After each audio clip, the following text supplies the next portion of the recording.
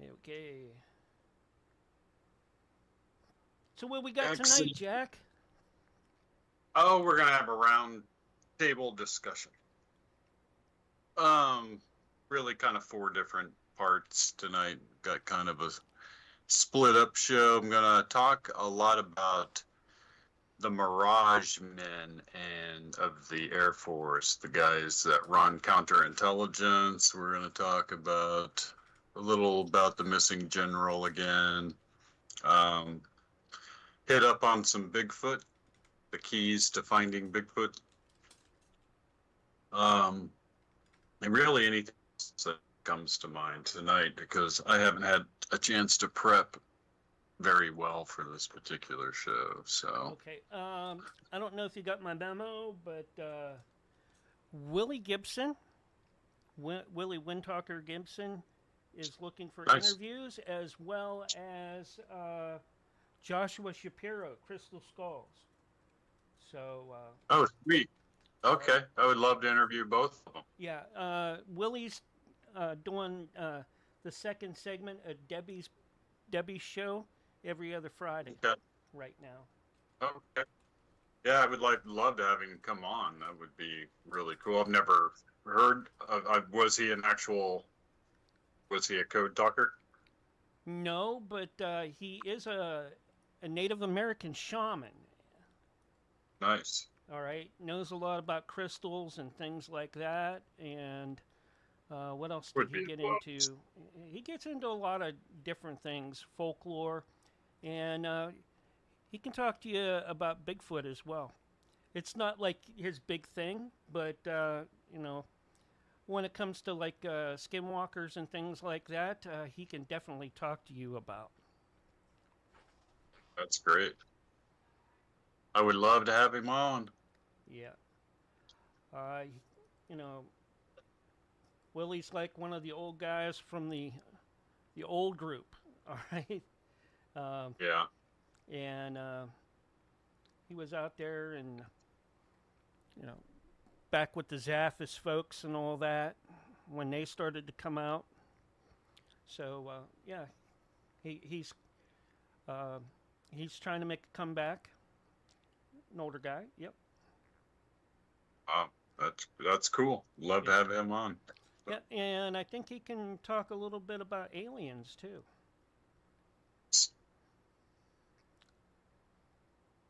Yep.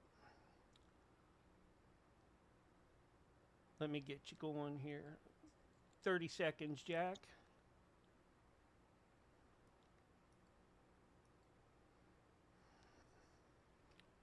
Wobbly was really interested in the Air Force general. He's in the chat room in Kick right now. But here's your countdown: 5, 4, 3, 2, 1. And Jack, you are live and on the radio side right now. Welcome back, everybody, to Paranormal Intelligence Agency Radio Live. I'm your host, Jack Carey, and we are broadcasting from 300 feet deep in an abandoned nuclear missile silo somewhere lost in the post-apocalyptic wastelands of the Dakota Territories. And I am joined, as always, by the paranormal crime-fighting duo. Welcome back. Daisy and the Sundance Kid are in the house tonight in full force. They are working the door. It is a $10 cover and a 2-drink minimum. So be kind to your waitress this evening. And we're going to be talking about some really interesting stuff as always. We're going to have a little bit of a, well, round discussion. We're going to start with our usual intelligence briefing on where we are, our current state in the upswing of the Kali Yuga, and then we're going to transition into a few interesting subtopics. One of those will be the keys to finding Bigfoot. That's something everyone's interested in, right? How do you finally prove the species to be real? And we'll get into an in-depth discussion on what it would take for that to occur. And I thought we would touch on, in lieu of the missing William Neil McCaslin, Major General William Neil McCaslin, who was the commander of the base where, if anything was recovered at Roswell, this is where it was stored. I'm talking about Wright-Patterson Air Force Base itself, where the bodies of the aliens and the wreckage that occurred at Roswell and the Trinity crash now that we know about through the efforts of Dr. Jacques Vallée, are all housed there in underground vaults. And this guy would have been literally sitting right on top of it. And he knew all the deep, dark UFO secrets of the United States government. And let's face it, guys, somebody like that, you don't just get to retire and walk away into the sunset.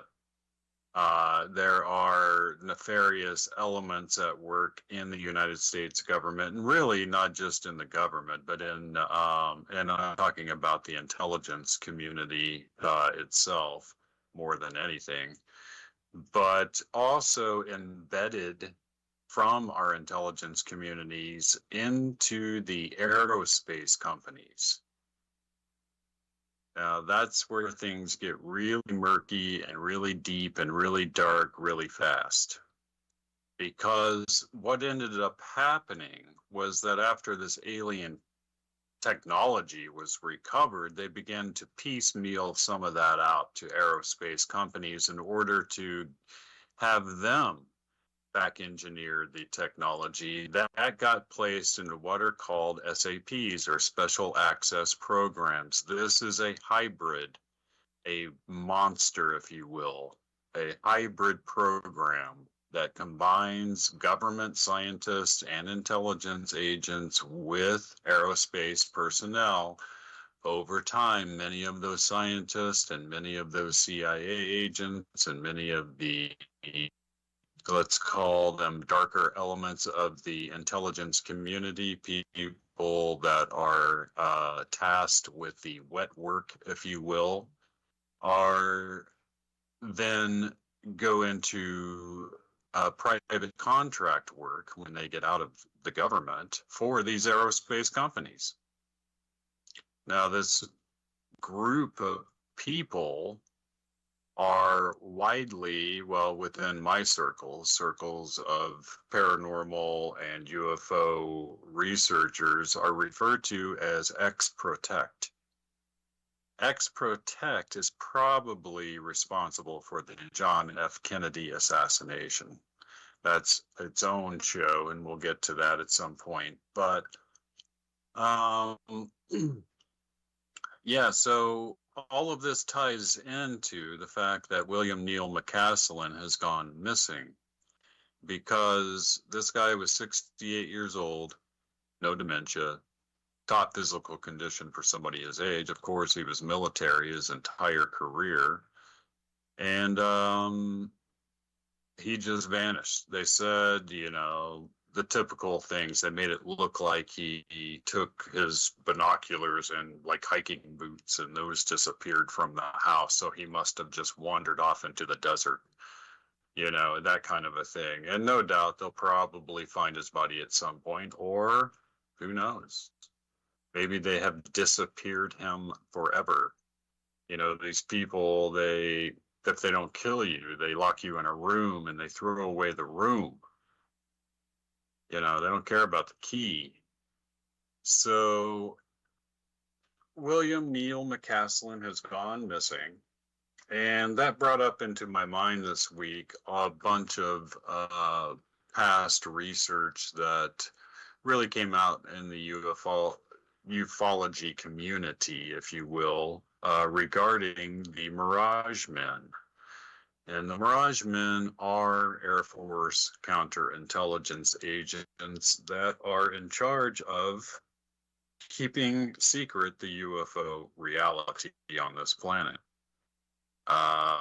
one of those agents, a man named Richard Doty, is now famous in the UFO community for having been personally responsible for the subsequent suicide that one of his operations was in charge of. And there is a great documentary out there in the world, and it's called Mirage Men. I highly recommend that people watch that documentary because you get to see Richard Doty himself. And now Richard Doty kind of makes his way through the ufology community as a believer and as somebody that is, he says he's a whistleblower, but with somebody that has those kind of connections, not many people in the ufology community have come around to actually trusting things that he says these days. But he freely admits that the operation that they conducted, which was a counterintelligence operation conducted on a well-known doctor. So this wasn't some tinfoil hat wearing kook. This was a respected, well-known doctor in his community who thought that he had indisputable proof of the UFO reality, and Richard Doty and his crew of Mirage Men were tasked with getting him to go off the trail, as it were. Well, this led to a elaborate intelligence operation in which it eventually led to the doctor losing his family, losing his business, losing everything, and then committing suicide. So that's the dark part of paranormal research. And I thought that this week's discussion should include sort of the downside. We often talk about what the upside would be in paranormal research, but there's a lot of downside, and a lot of people involved in UFO and cryptozoology research see that downside a lot. And, there's a group there, they should be hailed as heroes for what they do. And there's not a lot of thank you going on in the world for those people. So let's put our hands together and thank all of them. So we don't know what the end result will be of the missing Major General, but it was clear that somebody who's 68, retired, living in Albuquerque, New Mexico, very near, I might add, to Linda Moulton Howe, may have been, let's say, tinkering with the idea of writing a book about what he knew, especially since President Trump just ordered the Pentagon to release any and all UFO information and files.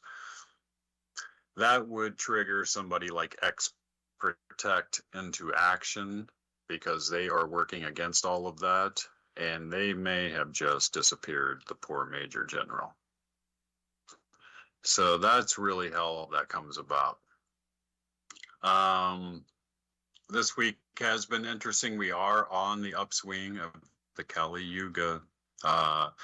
That should mean good things. I know that we have been going through an extremely turbulent period of time, but that was also predicted. Anytime that you go through the Kali Yuga on this planet, which is a planetary cycle, that really what it does is it infers that you come to a planetary position in the, our little solar system, popping up and down, where we can actually get some of the energy coming from galactic center. And when that happens, good things occur on this planet and really all planets. We just happen to be on a kind of a backwater planet that's in a really unfortunate spot. And because of that, we go through downswings of the Kali Yuga, in which we don't get any galactic energy, and those are defined by dark ages in our past. catastrophe, calamity, societal collapse. All of those things occur in the downswing of the Kali Yuga. So be glad you weren't born during that period. You are actually alive to at least see the beginning of the upswing of the Kali Yuga. And we're talking about extremely long time periods, tens of thousands of years to go through this cycle. So you're only bound to see a little small portion of it because of our limited lifespans. Who knows? Maybe they'll crack the code and we'll all become immortal before death hunts us down, but we'll see, right? But the interesting thing about being in the upswing of the Kali Yuga is that's the period when humanity tends to go through golden ages. And I find it interesting that a lot of the verbiage being used by the current administration has to do with golden ages. It makes me wonder who's put that into their vernacular, but it's interesting timing, right? And we have the cyber prophecies, which really began with the Webbot and kind of steamrolled into Vedic astrology, the Schumann resonance indicators, premier remote viewing groups around the world doing exotic targeting. And when all of those various metrics, let's call them paranormal metrics, all peg in the same direction, then that gets my attention. And that gets the attention of the Paranormal Intelligence Agency. And we've always had a saying, once is chance, twice is coincidence, 3 times is a pattern. And a pattern always denotes intelligence. So that is really kind of what led us into the examination of the cyber prophecies. And if you're a fan of this show and have been listening, then you know that the beginning of the show always starts with where we are currently with the cyber prophecies. It appears as though we have begun to sort of phase into the period of time that the Webbot predicted its phrase, sci-fi world emerges. We have to remember that the Webbot speaks in phrases like that comes through a lot of filtering, and at its root, all you need to know is that the Webbot actually uses the collective psychic predictions of humanity through their language and speech patterns worldwide to be able to correctly predict themes and things about to take place within this reality matrix. So what that implies is a lot of interesting things, right? First of all, for it to be correct, and it has been numerous times, then the thesis that humanity is collectively psychic also has to be true. So we can now kind of put that to rest, right? Collectively, as a species, we are psychic. Whether or not that's been stunted in some way is a matter of, historical examination and opinion. Many people believe a non-human intelligence kind of stunted our psychic growth in a lot of different ways. But collectively, as a species, we are psychic. And that also implies that on some basic level, we are a singular organism. So,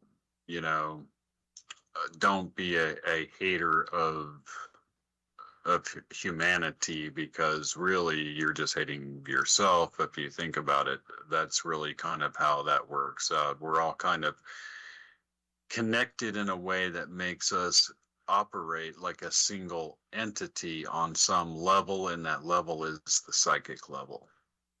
This also shows up in the Schumann resonance indicators, and often when those indicators, and you can find that online, you can just have it up on your computer screen, but when those indicators peg you know that some type of event in our reality matrix is about to manifest itself. And you know, the last part of the show, by the way, which I didn't mention, we're going to get to the self-revealing ontology of the universe, because that's kind of going to wrap all of this together for us. But it's interesting that the cyber prophecies are occurring, or at least the more interesting ones are occurring during the upswing of the Kali Yuga. Sci-fi world emerges was always a major theme that it predicted, and at the same time it was predicting that a lot of the locked up black budget alien back engineered technology would eventually begin to trickle down into a space where the public at large would be able to benefit from it. And you might be right at that doorstep, right? With Trump saying Pentagon release everything, and you have people like Congresswoman Anna Paulina Luna, and Nancy Mace and a few others out there that are doggedly tracking down any and every whistleblower they can find to help nudge all of this into the light. And this is all happening in a way that there has never been before. We've never had pro-UFO disclosure forces in the United States government so prominently positioned as we do right now. And interestingly enough, all of them are, well, largely are Republican. And yet there's still a few powerful Democrats that also are pro-UFO disclosure. And we have to remember that all of this whole ball of wax really got rolling through the efforts of Senator Harry Reid before he passed away. And he was a lifelong Democrat, right? So we have to kind of give credit in both directions. This might be one of those bipartisan issues that eventually they come to because they really can't budge in any direction on anything else, and maybe they cough up the goods on this one. That's a possibility, right? So McCaslin's gone. It's my guess that X-Protect got him. Who knows what's occurred between the delivery of all of that alien technology and bodies from those early UFO crashes to Wright-Patterson Air Force Base, where McCaslin was in charge, to now. Could it be that they've been moved elsewhere? That's also a strange possibility, but it is possible. And, you know, maybe McCaslin's disappearance will lead people in our government who are going to be highly suspicious of this one down the pathway of eventually uncovering X-Protect and uncovering the reality of intelligence agents being embedded in the aerospace companies, which is highly dangerous, highly dangerous. And yet that's exactly what they did. So we have been covering cryptocurrencies, precious metals, and unobtainium. That's a major prediction coming from multiple directions of the paranormal kind. And after it did have a bit of a sell-off today, but it's priced approximately at $77 an ounce currently.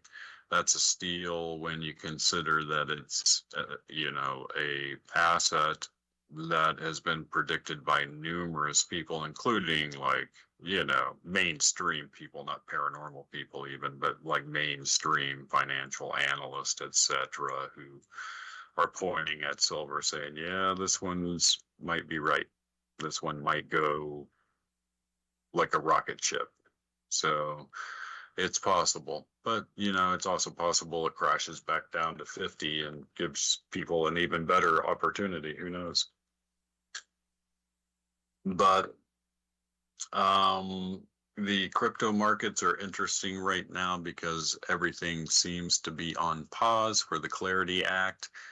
The Clarity Act is poised to be passed, but the problem right now is that the bankers, the banksters, as I like to refer to them, are kind of holding the whole thing up because they are mad that cryptocurrency exchanges can offer people yields on their money that rivals anything that these banks can offer by quite a bit. They're worried that they won't get that free money that they can just make money off of, like a magic trick, which is what they've been doing forever. And of course, they're going to fight that tooth and nail. Unfortunately for them, we're dealing with a president who is super pro crypto and whose sons are heavily involved in the crypto industry. And you have all kinds of pro crypto senators, congressmen. At some point, my point being, some form or fashion of the Clarity Act will get passed. And when that happens, you're going to see I predict, and a lot of people predict, a vast inflow of investment kind of funds coming from, institutions that do that sort of thing.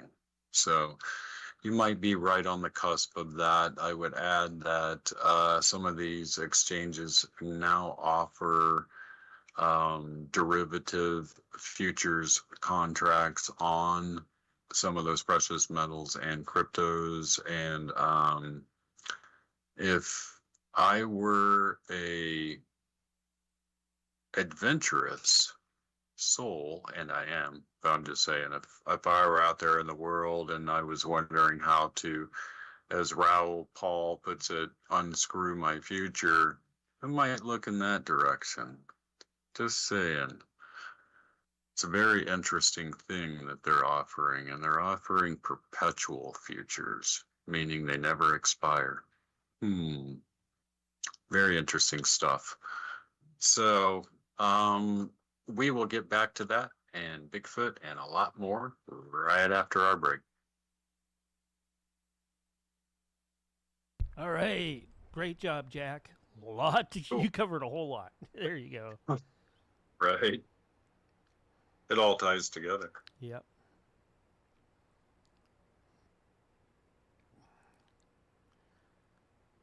Cecilia, welcome into the Kick Chat.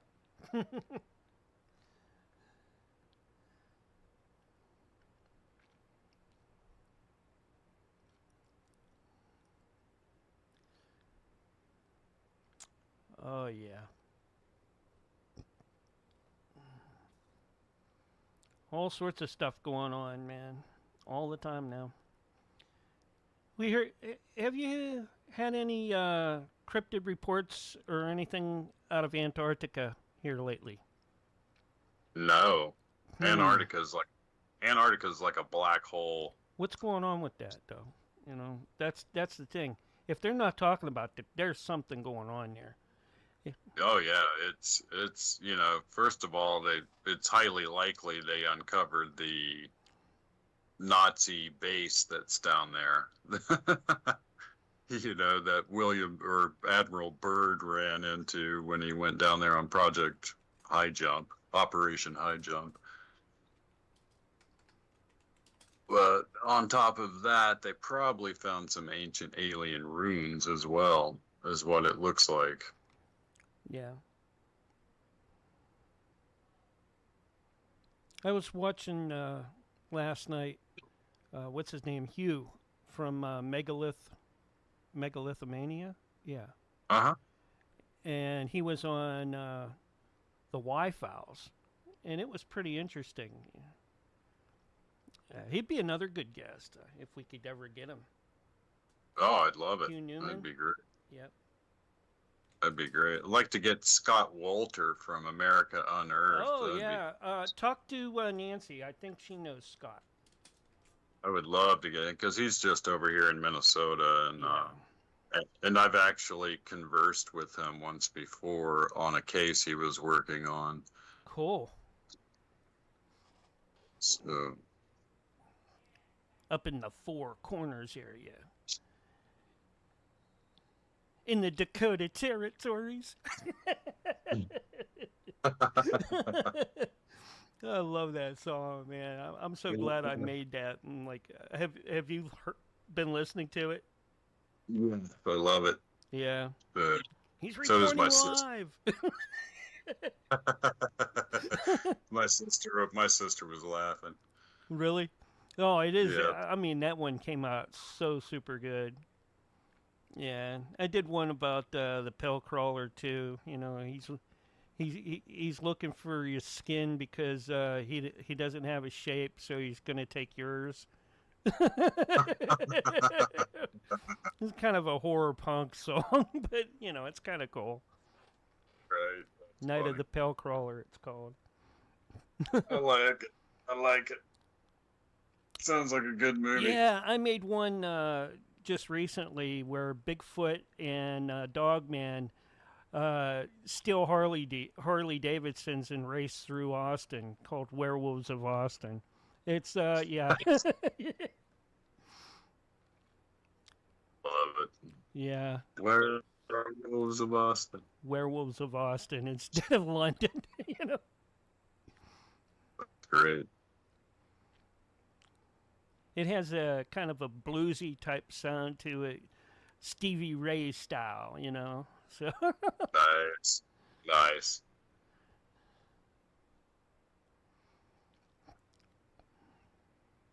yeah, that's Southern Fried Rock. Well, we got about 30 seconds, Jack. Great.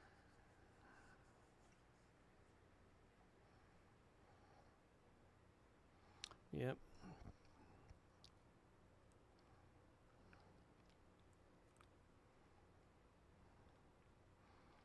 Had a good show earlier. Did you catch any of it? I did not. I literally ran in the door and then I was on the air, so I was gone most of the day today.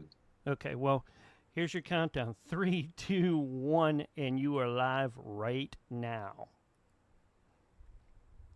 Welcome back, everybody, to Paranormal Intelligence Agency Radio Live. I'm your host, Jack Carey. I've got a face for milk cartons and a voice for smell-o-vision. And tonight we're talking about, well, we've been discussing the cyber prophecies, the Kali Yuga, the missing Major General McCaslin, all of the secrets he may have known and who may have gotten to him. And, you know, we also are going to talk, we're going to transition a little bit here to the world of Bigfoot and cryptozoology. So it's interesting that we have a program really on the air that is, I believe, a CIA-run operation, and I'm talking about Expedition Bigfoot, where it looks to me as though they are truly attempting to bring about disclosure that these creatures do in fact exist and that they are here on the planet, that they are in our wilderness areas. That's quite a task that they've undertaken because, you know, let's face it, there's been a mountain of ridicule heaped upon the subject forever. And it seems as though people are kind of becoming more and more aware of the subject. I mean, I meet people all the time now that are aware of the subject and are interested in it in a way that wasn't like that for the past 20, 30 years. It just wasn't. Most people would just laugh it off and that be that. But today there seems to be kind of a genuine interest in our society, from from normie land, everyday people that aren't necessarily involved in examining the paranormal world, but are still very much interested in the idea that these creatures could exist. And let's face it, there's been so much real evidence collected over the years. People are like, what evidence? Well, if you're in the Bigfoot community, you know the evidence. There's been plenty of really good quality video and pics and examinations by people like the online Bigfoot analyst Thinker Thunker, who's actually a genius of an analyst and has been able to prove in video after video that the creature was real. And today you have AI, so that's going to be problematic for any paranormal research going forward if you're going to try to rely on video or photographic evidence as being your only evidence. You're going to have some kind of physical evidence other than video or photographs, which can be manipulated with artificial intelligence in a way that they could never before, and it was a problem before.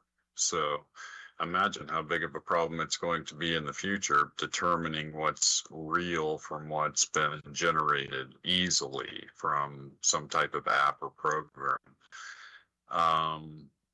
So that we have that as kind of a downside to paranormal research right now. You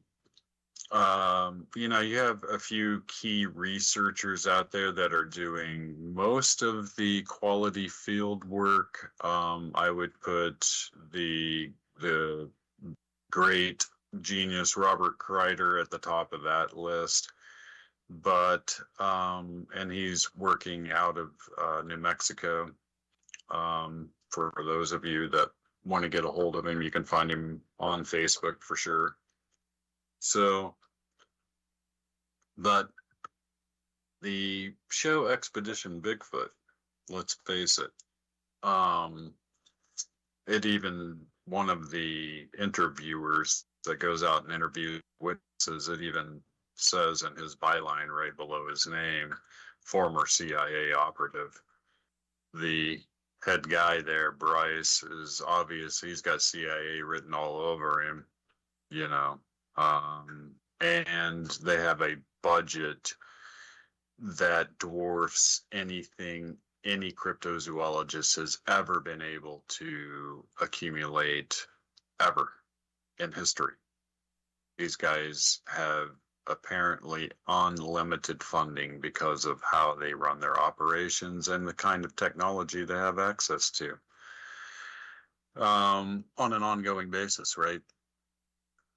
So it's interesting that you have that show at this period of time. The Bigfoot community itself is really sort of subdivided into various categories of believers that have come to believe for one reason or another through their examination of whatever evidence they've been able to expose themselves to, determine what the creature is, whether it's just another great ape, whether it's a half human hybrid, whether it's interdimensional, whether it's what have you.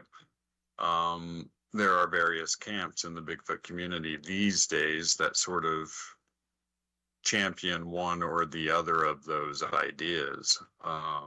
And so it's interesting that now you have Expedition Bigfoot coming about, and really what it's doing is sort of like what happened to all the big hair bands of the 80s when Nirvana showed up.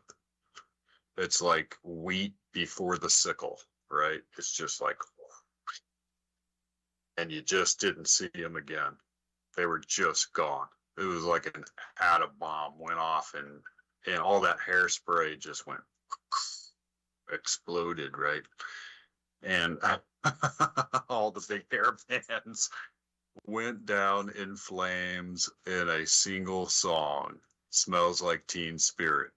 It was over with for them. Toast, right? And that's really kind of how I view Expedition Bigfoot, because there is no way to compete with what those guys are doing, and that's not a scripted show. What you are seeing is the real deal, and I know it's the real deal because Robert Kreider is on the periphery involved in it, and he's as true and as real as the day is long, and would never be associated. If you do Robert Kreider, never be associated with anything that had any kind of falsehood or scripted whatever to it. And Russell Accord, the field tracker, the guy who's actually out in the field tracking these creatures for the show, actually utilizes handmade equipment from Kreider. I'm talking about parabolic type of equipment that is so finely tuned that it's really specifically made just for locating Bigfoot creatures. That's what we're talking about. This isn't some, albeit probably well-intentioned group of weekend warriors that go out to the same area time and time again and sleep all night long in their tents and look for prints and find them once in a while, and is basically keeping the status quo of where Bigfoot research is right now. These guys are on a whole other league, a whole other realm, a whole other level, of magnitude up from there. When you can utilize heat sensing drones coming from the most sophisticated companies that can deploy them, like 12 at a time over vast areas of forest. Do you know how expensive that is? It's unbelievably expensive. And that's what they're doing. They're running artificial intelligence algorithms that tell them where to be and when to be there to have a Bigfoot encounter. It examines any and all known encounters that have been documented, and then predicts when another encounter will take place at that exact location. I'm just saying, right? There's not much you could do to compete with that. So you're looking at I predict a nirvana moment for cryptozoology when it comes to the Bigfoot creatures. After, almost 30 years of actual field research, I can point you in the direction of a few key things that actually might end up proving the species to be real. Really, the key to finding Bigfoot is the cave systems. When you take a map of all the known, and I stress known, cave systems, and there are plenty that are unknown, and you overlay that with a map of all the credible Bigfoot sightings across the country, over 10,000, you have a spot-on match. When you sort of overlay that with indigenous lore telling you that these creatures live underground, that's an interesting thing. Then when you overlay those two maps with a map of the so-called 411 missing cases, they're a spot-on match. And in other words, the cave systems, the Bigfoot sightings, the missing people in the national park system are all a spot-on match. That can't be a coincidence. Once is chance, twice is coincidence, but 3 times, that's pattern, right? And what we have is a major pattern. And you can find all that information in my book, Bigfoot Unleashed. I even have those maps in the book showing you exactly what I'm talking about. So take a look at that. I was amazed. I actually ran into somebody the other day in a store who recognized me and had my book, Bigfoot Unleashed. Unbelievable.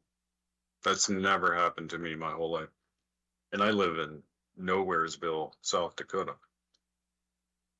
So very interesting. That kind of shows you the preponderance of Bigfoot in our human society, right? And here you have a creature that has, I believe, been responsible for missing people that go out picking wild berries in the spring.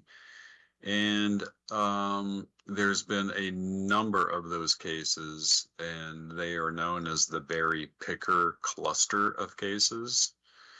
The berry picker cluster is something in paranormal research that not many people are aware of, but there is a very interesting set of disappearances that have occurred when people have gone out picking wild berries in the forest during the springtime.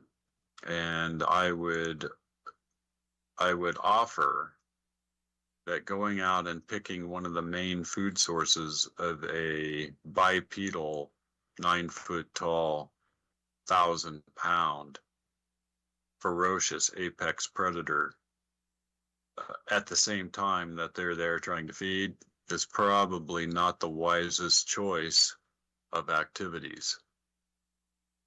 That would just be my guess, given the number of missing people. And the same holds true, by the way, for mushroom pickers. So, you know, these guys that go out into the deep woods and pick mushrooms, they end up disappearing all the time. It's amazing how many. Same thing with the ginseng pickers. Of course, they might be getting shot, but we don't really know. But, you know, if you're a ginsenger out in Appalachia, many of them have gone missing without a trace. So be very, very careful if you're involved in those kinds of activities. And I like to recommend that you never go into a wilderness area unarmed, ever. God forbid you run into a ferocious cryptozoological animal of some kind. Let's just say that would be the least of your worries if you ran into an evil human of some kind. Humans can be far, far more dangerous than any cryptozoological animal. And there are plenty of them out in the wilderness areas, and a lot of them, believe it or not, we have a population of feral humans living in the wilds of North America. It's not, you know, Bigfoot, and it's not another cryptozoological animal. They are feral humans. It's just a fact. And as evidence of that, I'll offer you in my mind, unarguable piece of evidence for that. And that is the fact that one of the researchers from the Bigfoot Conservatory Project out Big Thicket, as they call it, which is on the border of Texas and Louisiana, vast, vast wilderness with lots and lots of Bigfoot activity, right? They're in the wintertime. This guy is out there by himself, and he's tracking anything he can find. He's looking for areas where he might find some big footprints. And he walks up to a stream and he looks down, and there's a perfect human footprint with the toes still in the icy water. That's how fresh it was. And he was able to cast it because he thought, maybe it could be a Bigfoot. How weird, a perfect human print, right? Got to be a Bigfoot print. Well, this print made its way all the way to the late Dr. Jeff Meldrum, who was an expert in Bigfoot prints, and it was determined to be a female human. There was a female human walking around the middle of the big thicket, barefoot in wintertime, and stepping through a frozen stream. Not only that, but we've got testimony from now 3 different deer hunters, not related to one another, and none of them knew each other, saying that they came across feral human beings in the wilderness. That's some scary stuff, guys. So be very, very careful when you're out there in the wild. Bigfoot's out there. You have these dogman creatures that are apparently roaming the same wilderness areas, and then you have feral human beings, which I can guarantee you can be extremely dangerous. In one of those encounters, the deer hunter actually was able to glass this guy with his binoculars. Happened at dusk. This guy apparently crawled up on hands and knees right behind a tree way off in the distance from the man's deer stand, and he began to make a call out that sounded just like a woman in distress. They were trying to get him down off that deer stand. That's some scary stuff. So be very, very careful when you're out there in the wilderness. And coming back around, that kind of ties all of this together, is the fact that the WebBot also predicts, not a lot about Bigfoot, if that's what you were thinking, but it does predict that humanity is entering a time period right now when we will begin to realize the self-revealing nature of the universe's ontology. In other words, there is a universal religion. There is a universal structure. There is some type of creative force that got that into being, and that it's a self-revealing force. In other words, it will, over time, reveal its true nature to the living creatures within it. What that means for us here on a lonely planet out in the middle of the Milky, way on the edge of the Milky Way galaxy, being blocked from our galactic center half the time by a big field of debris that we had nothing to do with, it means that we get lucky. It means that a self-revealing ontology comes with a lot of benefits. It means that secrets over time all become known because the secrets began with it. And over time, it likes to reveal itself to the beings that reside within it. And that's exactly what is going to happen with most of the cryptozoology mysteries that are out there. And we have to remember that cryptozoology itself has entered into a whole new phase. We have to begin to separate planetary, earthly-based cryptozoology, which is very much a hard science, with interdimensional cryptozoology. what do we call that? What cool name can we come up with? I'm going to go with interdimensional exobiology. I like it. I like it a lot. It makes us sound very important.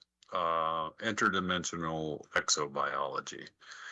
I'm an interdimensional exobiologist, formerly a cryptozoologist, but since the Pentagon has got all of these scientists studying the fact that we have creatures coming into this dimension from other dimensions, and all of that's tied to Skinwalker Ranch, and all of this has been published in numerous books, including Skinwalkers at the Pentagon, which I talk about all the time.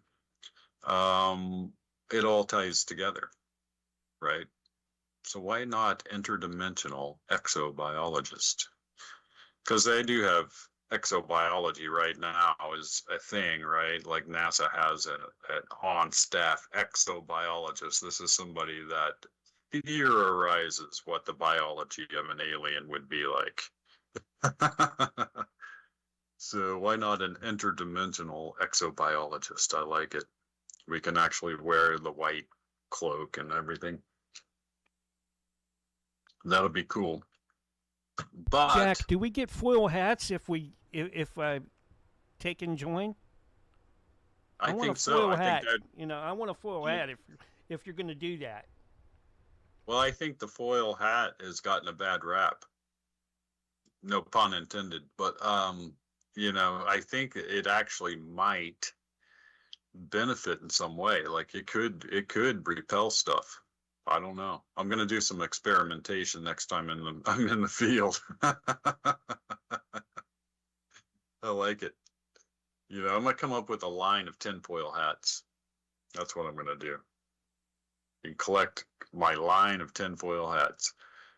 But anyway, be sure and check out my mini paranormal books on Amazon. If any of the subjects that I cover interest you, you're bound to find one that you will like. The big seller right now is Alien Ocean. I guess people are waking up to the idea that there is a vast alien civilization that is positioned in the world's oceans. And we're talking cities. We're not talking craft just sitting down there in the bottom of the waves. We're talking big time civilization. And it could be, here's the weird part, that civilization may have originated on this planet. Ooh-wee. That's the topic of next week's show. And until then, you'll have to wonder what I'm talking about. But a careful examination of ancient lore around the world kind of leads us in that direction. And we're going to be talking about that next week. Stay tuned for some more quality programming. And until then, I will see you on the radio. Awesome job, Jack. Thank you. Stick with me. Sure.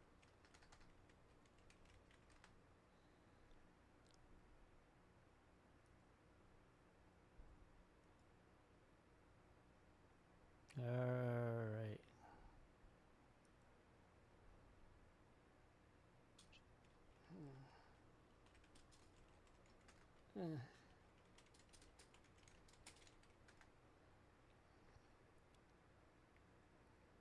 All right. Got Zach going. And I'm going to get Nancy going here in just a minute. Okay. So, yeah, actually, probably hit up Joshua right away because he's like been all over me about trying to get out. If you want to get a guest, Yeah, I would love to. I don't know him on Facebook, so maybe reach out to him. He's in the group. He's in our. Oh, okay. He's in our host group. Oh, okay, cool. Okay. Sounds good.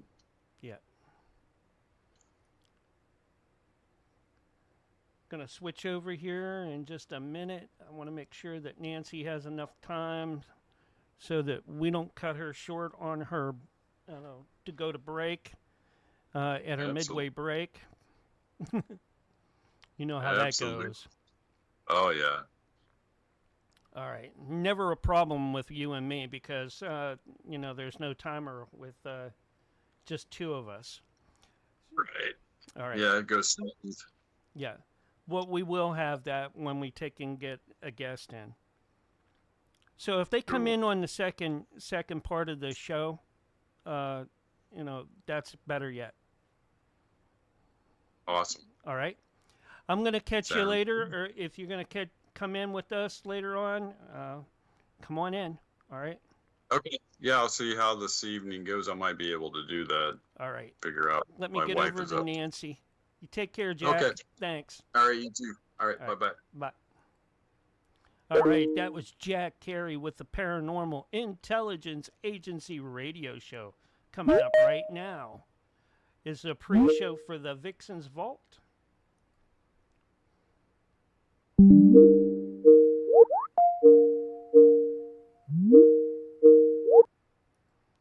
Hey, Mark. Hey, how's it going? Sound a little It's rough going. there.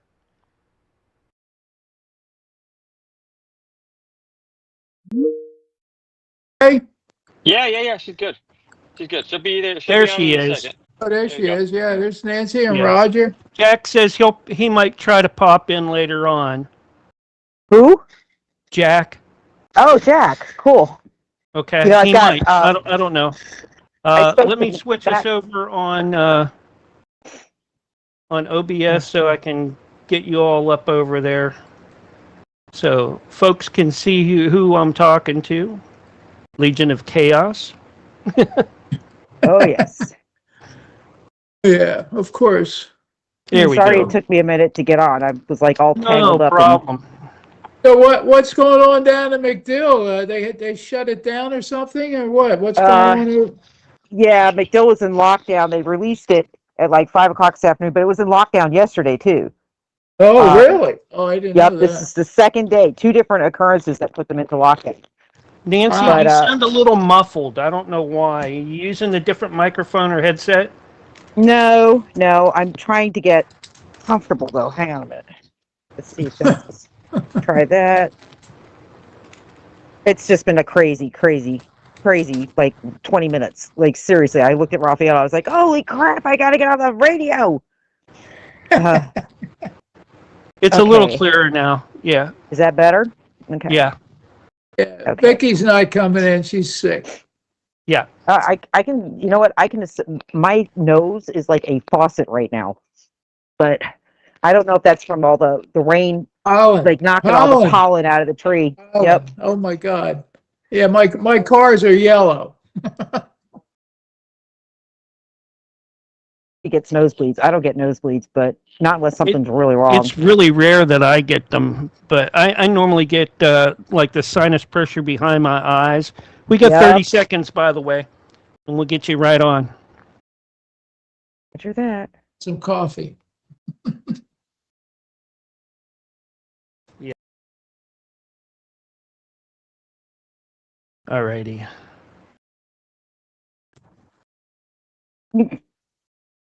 Yeah, coffee. Gotta have it.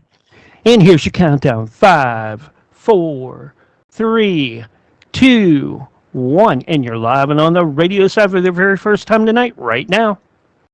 Welcome, everybody. Welcome back to the Vixen's Vault. Today's date, March the 18th, 2026. It is 9:01 p.m. Eastern Daylight Time. I hope everybody had a great week. It's been a very hectic week for me. Lots to get done. Not enough time in the day to get it done. Seems to be the story of my life lately. But, just, again, lots going on, around the world. And I'm busy with work. So it's funny because I have people asking me a million questions because more and more you're starting to notice little things that are happening that are really like a step away from normal. Let's just put it that way. Yeah. And one of the things I have actually posted this because this kind of floored me. 5 days ago, the New York Post, and we all know the New York Post is a very large journalistic paper. It's been around for a long time. It's a rival to the New York Times, and it's a heavily conservative paper. So whereas the Times is a liberal paper, well, and they've always put up articles that I always considered like they're not off the cuff. You know, they're pretty standard. They follow the flow of information. I will say they've been pretty fair in their estimations with what's happening right now politically. Like they're not licking Trump's butt. They are definitely making statements that they're not agreeing with certain things, which I actually respect. You know, don't say something just because everybody else is saying it. Don't do something just because you're MAGA. If you disagree with something, you need to speak up. That's the name of the game. And I think the Post actually does a good job doing that. But what they did this week, this article, I shook my head and went, am I seeing that correctly? All right, so the article was 5 days ago, and this is the headline. Is President Trump a time traveler? Century-old sketches spark new conspiracy theories. For the New York Post to post an article like that. I was like, what? Who? But it was interesting because it's something that is not something that is a new theory. Like that has been theorized on, and again, guys, you're going to cringe when I say it, but since Q came on the scene, on it started on 2chan and we're elevated over to 4chan, and then it made it to 8chan, and then 8kun when 8chan got shut down. But when Q was on 4chan, there were several drops that he made that alluded to time travel. And see, the one thing that made Q very interesting for people like me was that you could ask him questions. And you're talking at that time, when it first started, there was maybe 5,000 people, maybe 10,000 if I'm giving it lots of push. It was not the million that it became. But you could ask questions of Q, and Q would let you know that it's like would see postings on X and point out to certain individuals, hey, was this your posting? So there was an interaction that occurred there that maybe endeared it more to some of us, because it's like, I'm not doing all this work for nothing. There's somebody at least on the other side of this that's seeing the work, even if it's an algorithm. Somebody or something is seeing the work and saying, you know, okay, you get an A or you get an F. But again, one of the things that was dropped and discussed here and there was time travel. And like the future proves the past. That was something that Q would drop quite a bit. It would be a way of starting or ending a thread where you'd say future proves past. Even what we call the Q map, which is a huge, basically diagram of connected events. And basically, Q would always say, future proves the past. The key to the Q map is in the press. And it's like I said, just to see that article, I was like, I looked at Raphael and I said, it's like they're telling you things like point blank now, because the Anons know. I said, we know what we're looking for. We know what was dropped. You know, that's one thing about Anons. Most of us are like kind of autists. We have like really, really good memories. But I said on top of that, like today, again, guys, I'm in cybersecurity. I have 2 federal certifications in cybersecurity. I'm connected directly to CISA. So when things are happening, I see it immediately. Well, today, I know when it got published in the news, they said the U.S. government, but more specifically, it was CISA, the U.S. government cybersecurity command, purchased a domain. And y'all you got to follow me with this one. Alien.gov. Yeah, I saw that. I'm like, and you saw what I posted, Dave. Bluebeam, anybody? And it's funny because, go ahead. Bizarre. No, it's just bizarre that they use that.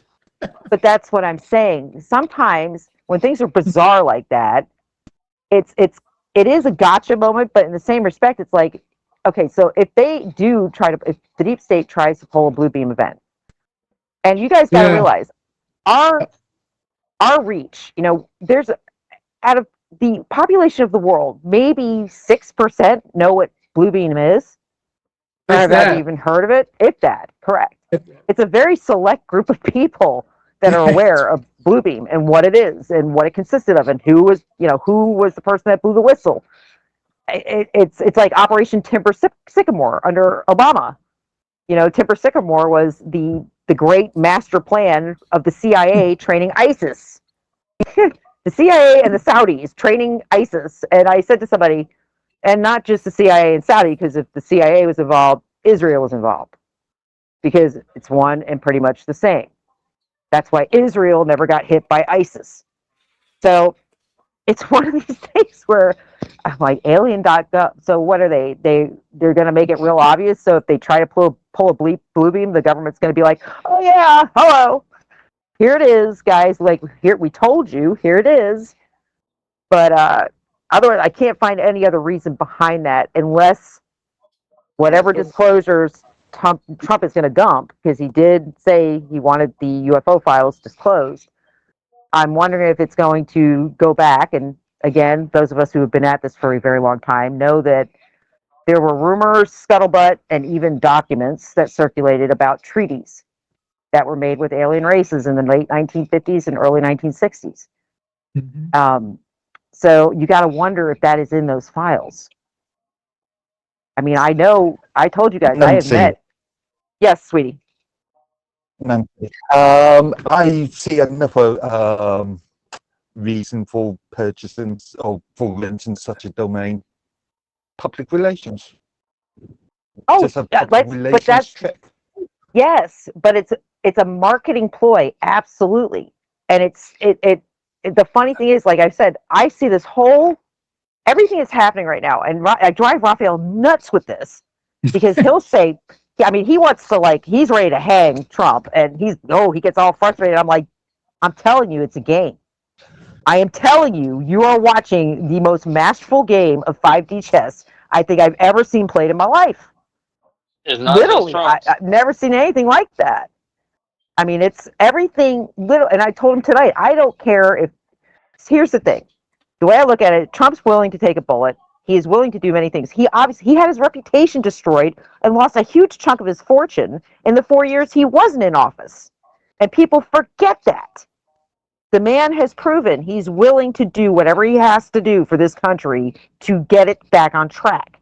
And if that means more than he made up takes, for it. Well, my God, would you let me finish what I'm saying, Ralphie, before you get nasty and cocky? That would be really nice. Thanks. Nasty and cocky, okay. Well, yeah, you cut me off to say that, so stop. Go ahead. But the way I look at it is he's already taken the knife, okay? He's already given up part of his fortune. He's already done multiple things that put a huge target on his head. Huge. I said to Ralphie, I don't care if he ends up going to jail at the end of this. I don't care if he breaks the law. It's not Trump that I'm not addicted to Trump. What I'm addicted to is what we need to get done, what the Anons have been trying to do for 10 years now. I said, which is expose the world government's corruptions, expose the pedophilia rings, expose the human trafficking, expose the money laundering, expose the theft. These are the things that we've been after for 10 years. I don't care how it gets done. I really don't. I really don't. I do not care. I just need it done. And right now, it's getting done. Because now, you not only have the Anons who know what has been going on, you now have the left doing our job for us. They're basically parroting everything we've been saying for 10 years. Why? Because Donald Trump is triggering that. So I'm like, I don't, you know what? If he's going to take the knife to do this, then so be it. But it's kind of like with the Q drops. When I said it in the very beginning, it is a psyop, but not the way you think. Because you would have to be really freaking stupid to give people like they gave the information that they gave to research it, and it's accurate. You would have to be really stupid. So, and it would be the backfire of all time, because what's happening now? The entire world is becoming aware of the corruption. That's what's happening. I would The entire personally support this stupid part that you were talking about. I honestly believe that they are stupid, and like even with Trump, I think you're making him out to be a lot smarter than he really is. All these people are stupid. I think I think he is a genius on certain levels. I think in business he's a real genius, but I think he's surrounded by people that are incredibly intelligent. Well, I mean, And a lot of them, that's a lot of them have really shown to be stupid, though. You know what I mean? It's like yeah, the yep, and they've shown to be corrupt. Like I said, you've got Noam that got fired, well and you've got that woman Pam Bondi. that one woman, not Bondi, but the one that just had to be fired. She ended up she ended up doing a $200 million freaking ad campaign. Commercial. Yeah. Okay. Well, but this is what I'm saying. It got what happened? It got exposed. But the same with Pam Bondi. Pam Bondi's been exposed. Let's bring it back to stupidity, though. That's stupid. You know what I mean? No, nobody. She did like a $200 million ad campaign that was like complete. She's going to be brought up on criminal charges because of it. Yes, good. But nobody. What I'm saying is nobody's that stupid, Roger. Yes, she is. Nobody is that stupid. She no. is. Well, she had the bed in there, and she was having an affair with Lewandowski up in that jet plane with the bed. Yeah. Yep. Yeah. And like I and said, her husband was sitting there. Even with Pam Bondi, okay. So we knew, if we Vogue and all this celebrity rubbish. I remind people here. There are two factors you've got to consider. Trump isn't the US isn't the only power in the world. There are countries like French, German, England, Britain, and other countries that can sort of make a mockery of him. And of course they do. Of course they do. But here's the thing. Also, there is also the civil service in the US that has a large amount of power, which then aids in mainstream media. But what's happened to the British government, Mark? Yes, they make a mockery of Trump. Trump's not the one that's being charged right now. Your government is. Macron is in trouble. Israel is in trouble. It is like little Germany is in trouble. I mean, Zelensky is in trouble. They're all in trouble. France is so they can make fun of them. I know. They can all make fun of them as much as they want. It's like, I've got 3 words for you. Hearts and minds. Yes, I agree. But I don't think Trump cares. If he cared about hearts and minds, he would not have done what he did. He would never have run for office again if he cared about hearts and minds. Yeah, but that's the thing. The mainstream media, the civil servants can manipulate the popular viewpoints or popular opinion. I agree. And I also have to bring something else up, and this is fact. And again, people can go look this up. There are still 463,000 sealed indictments that have been in there since 2019. And trust me, I've looked them over. And I think so far, they said something like 130 had been unsealed, and they were very low level. So there's still a lot to come because those indictments are still there and they're sealed. They are grand jury indictments. So there's a lot of trouble coming down. And Julian Assange was at the White House the other day. No. Again, you got to watch. Yes. You have to watch the little things that are happening. And it's oh my God. Well, there's supposed to be like rumors coming out where Assange and Snowden are going to be pardoned. Yeah. Yep. Oh yeah, I did see that. Yep. Why would they be pardoned? Think about it. Because they're both sitting on, I think with Assange, it was like multiple terabytes of files, still like ridiculous amounts. And Snowden, same thing. And then you've got like John McAfee's files. His dead man switch never triggered. So there's still McAfee files out there too. And McAfee, you forget, McAfee did all the government's security on their computers. I didn't. Yep. But saying that, McAfee has a reputation for not so being did the most Assange. So did Assange. That's to say. But so did Assange. Why did they do that to Julian Assange and John McAfee? They targeted both of them. Well, Why? McAfee, for one thing, sucks. Okay, like if you are Yeah, dumb enough I to agree. if you put McAfee on your computer, you deserve everything you get, dude. Seriously, I will laugh at you until the day I die. They have, I will tell you, for the military levels and the government levels, they have. It's not this. It's not what you're buying. Trust me on that one. Well, it goes It's back not. to the stupidity thing when it comes to the government getting McAfee, putting it on their systems. They get exactly what they deserve, dude. Well, here's the other thing too. Here's the funnier thing. Okay, I was just reminding myself about when I was working in education. When I was working as technical support for education, we would never touch a McAfee. We had a ongoing contract from Norton's. He was. Here's the fun thing though. Like his contract with the government, the McAfee security contract.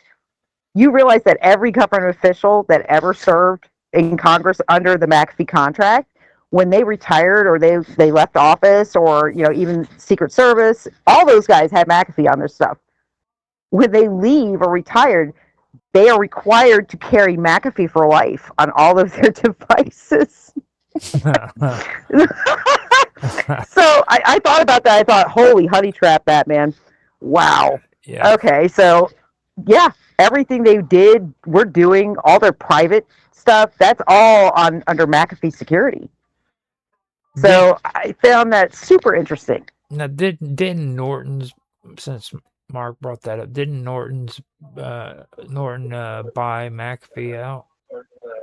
I had heard they did after his quote unquote death, but I don't know. I know Norton got in trouble too because they had big problems with their VPNs and but none of that stuff is what they sell it as, and that's the thing. At least not on the consumer side of it. Mm-hmm. What they sell. It's kind of like AI. They sell you something, but it's like a buyer beware deal. Mm-hmm. Same thing with AI. It's pumped up to this proportion that it couldn't possibly meet. And I always say that. I'm like, not only that, but you've got so much crap embedded into those programs. Like I said, the Mossad was embedded, the CIA was embedded, the NSA was embedded. That's not even touching on MI6. I mean, they were all embedded in the back doors of those programs. So it was like, I point that out too. Back in 2016, all of the, I mean, literally, they hated Trump. All of the software guys, everybody hated him. Why? Why did Trump have a target on his head? Actually, it was 2015. Why? Well, it was because of the San Bernardino Valley shooting. And the shooter, had an Apple iPhone. And I'll never forget it, where they were making this big deal about how it was so encrypted that law enforcement couldn't get into the phone. And, this is horrible. They were never going to be able to get into the phone. And it turns out, and Trump, he's on the campaign trail at that point, goes on national TV and says, well, I don't know, somebody give Israel a call. We know they're in there. I'm not joking. Go look it up. And that's what kind of, like, all of a sudden, people are like, oh, wow, okay. And suddenly they got into the phone. Israel was embedded in the Apple systems.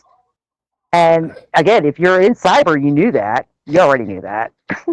But, I mean, I think China's embedded too, actually. But it's kind of interesting that, he did that. People forget.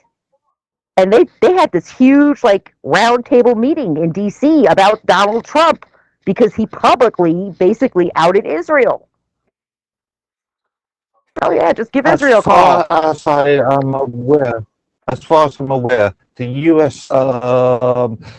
Governmental contracts, when it comes to back end, relies on two things. They rely on Microsoft services, or Microsoft servers. Yep, which is another joke. They also rely on Red Hat Enterprise.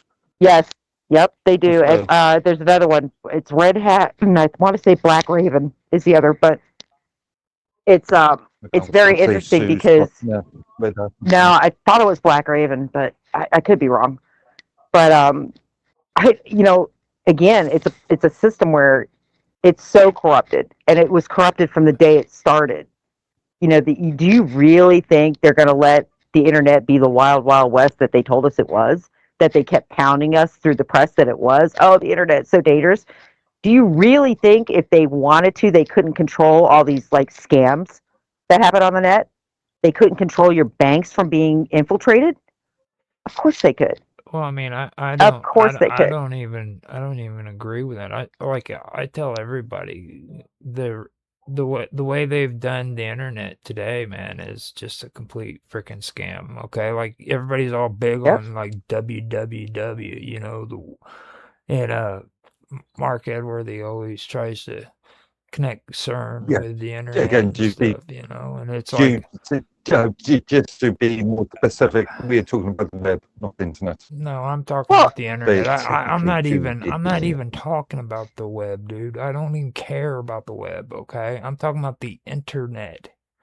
Okay? I think honestly the internet was on the consumer side of things. I think the internet is a trap. I think I the think it's a web data. is too. It's a gigantic data broker, Mhm. and there's no way to keep your information safe or secure. They sell your information. Are you kidding me? And, It is very valuable.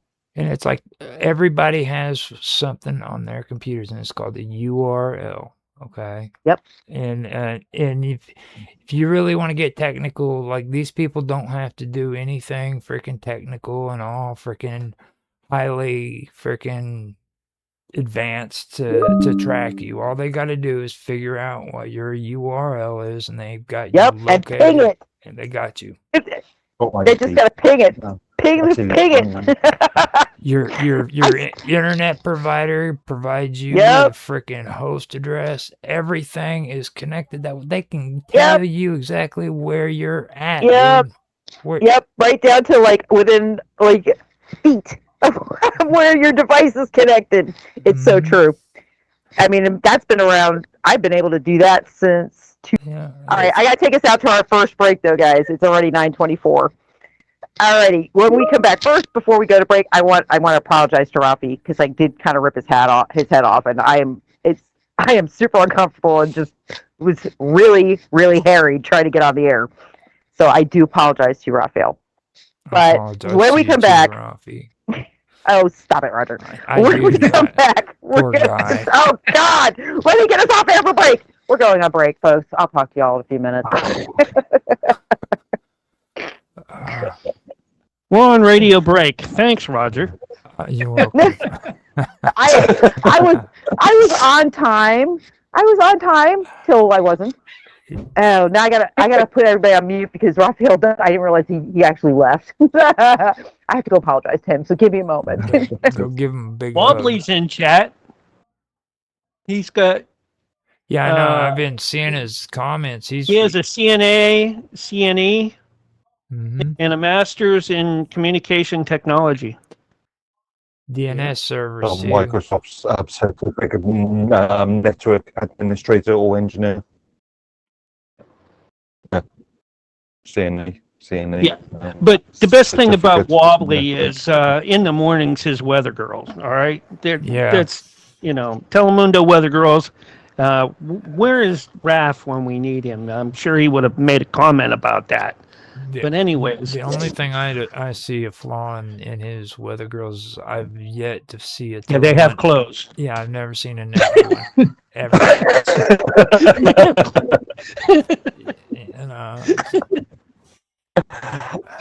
Jeez. It's like, and then that what is that? That shopping network? What's the deal with that, dude? You know what I mean? I get on Rumble and they've got like this shopping network that shows chicks selling stuff. Guys just go in there watching it. And I'm like, are you serious? They do. They watch it. Maybe that's what we. Well, I've been kind of thinking about that actually. Maybe Which one? Which one? Shopping network is that, Roger? Because I've never heard of it. It's on QVC. Rumble. It's on Oh, Rumble. QVC. Yeah, Oh, is that right? Yeah, they just Oh. live stream QVC and show the women selling merchandise and stuff, and people just get on there and just watch it. And I'm like, oh my god. Yeah, Roger, maybe that's something that we should do. Get sponsorship from that network. Yeah. Oh yeah, you could. Oh yeah. Now Wobbly did have a Miami Swim Week Oh, that'd be cool. on air. Okay, yeah. Okay. I've got to work on animating my stuff a little bit better to do that. You're never going to get real girls, over on the left or right side.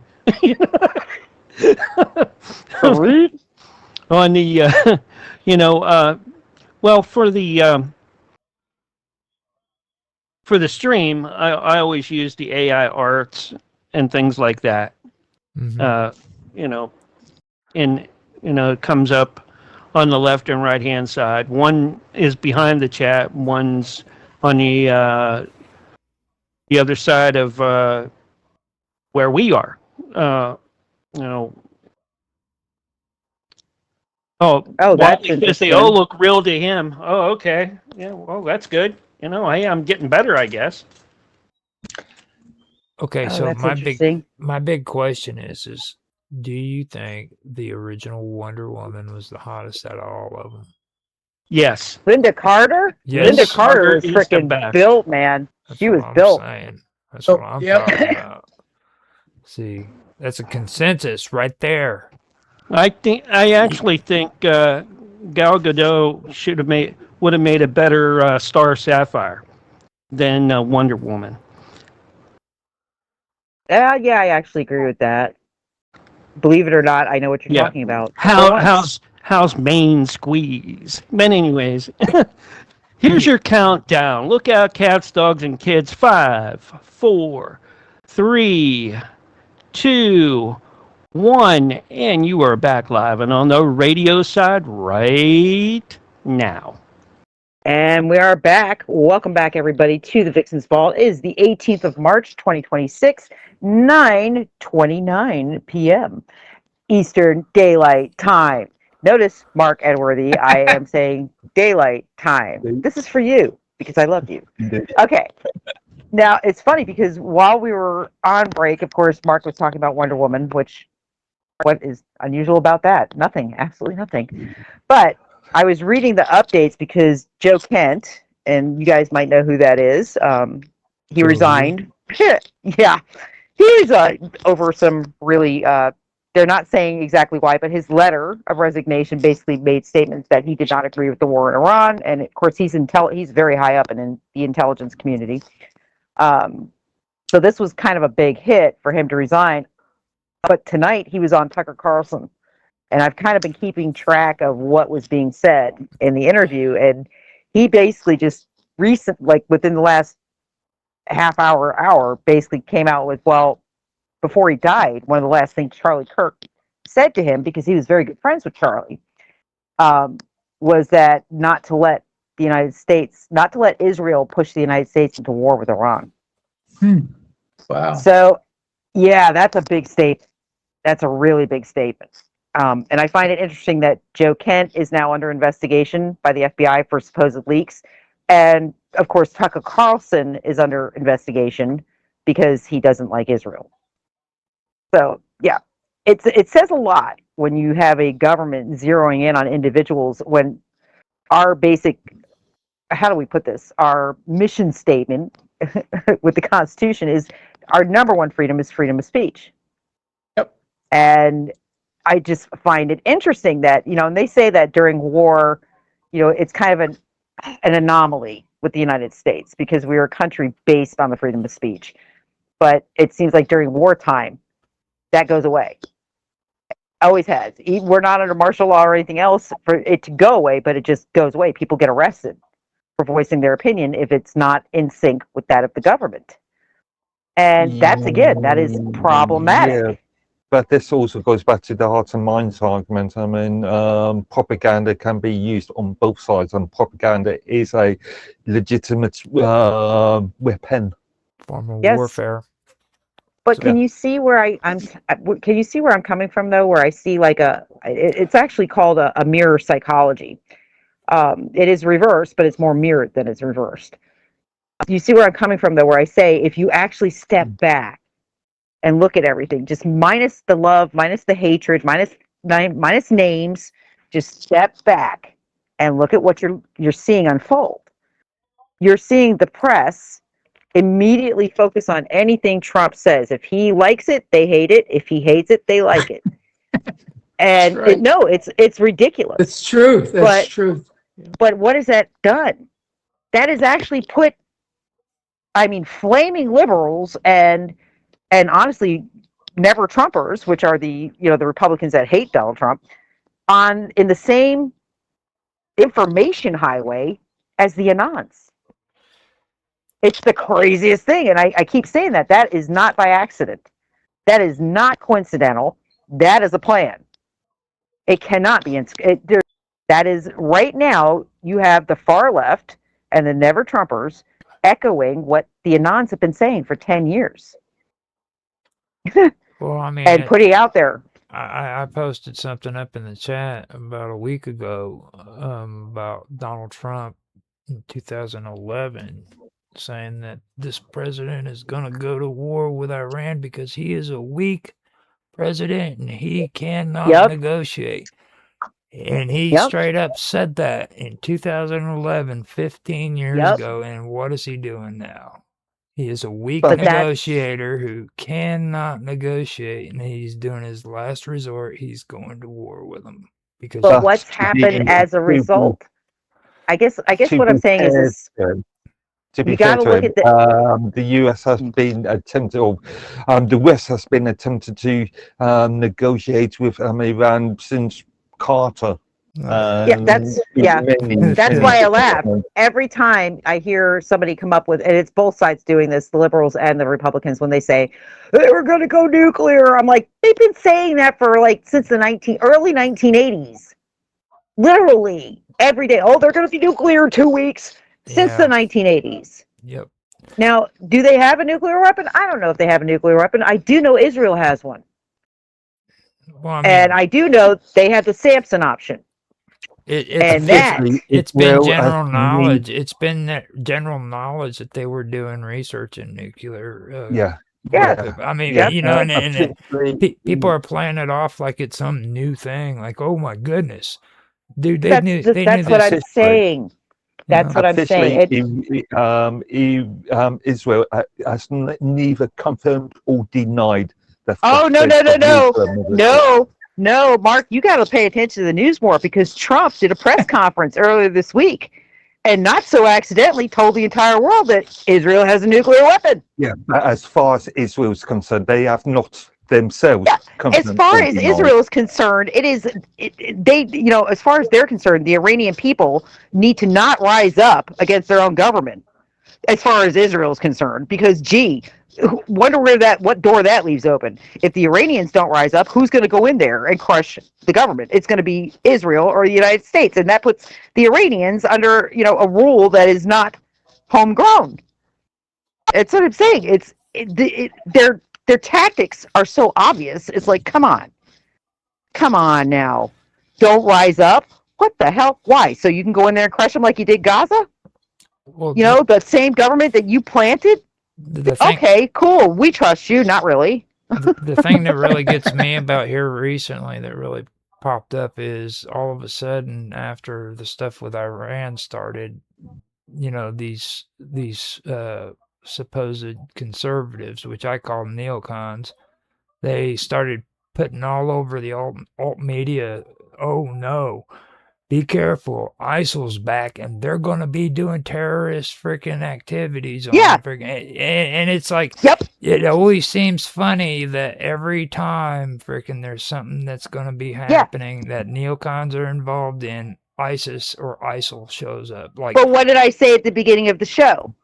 That's why I said that, because ISIL is the product of Timber Sycamore, right, exactly, and which was under Obama. But they never showed up, and it just seems odd to me that Donald Trump bombed Libya one time, dude, and they just vanished for all this time, and then all of a sudden here they come.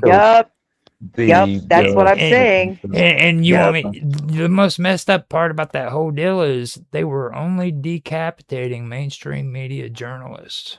Yes, I know. Really, really, really openly. Mainstream media. Also, this is where simplistic language comes into play. I saw ISIS is the only terrorist or the only threat as far as the mainstream media, U.S. mainstream media is concerned. No, that's another problem. Hamas, irrelevant of Hezbollah, irrelevant of the other cells. Well, see, it's like that Saudi Arabian prince that ended up murdering freaking the journalists because he freaking found out all that stuff. That got buried. It got covered up. And you know who did it? It was the neocons. But here's Mark actually made a really good point. Oh, they're focusing on the Levant. They're focusing on ISIL. And they're not looking at Hezbollah. They're not looking at Hamas. We never hear about Hamas anymore unless it's the commander that got killed. And that is the press. But think about it, guys. We have even bigger dangers. We've got the cartel right on our southern border. There's a lot of crap going on. In fact, there was a lot of movement there this week. A lot in Mexico. We have Cuba with a lot going on. They have no power in Cuba right now. They haven't had any power since Friday. Had a full grid failure in Cuba. And literally last night, a 6.0 shaker right off Guantanamo Bay. And I keep saying these are not normal shakers. These are they're very, very shallow. And that's not normal. Doesn't matter if it's on a ridge or not. They're not supposed to be that shallow. So there's so much more going on here than you think. And I keep saying, I posted something the other day about the conscription because they're talking about the draft again. And I was like, guys, I don't know any generation that dealt with the draft who actually liked it. Name one. None of them were yay. At least in Britain, World War I, all the sort of patriotic fervor.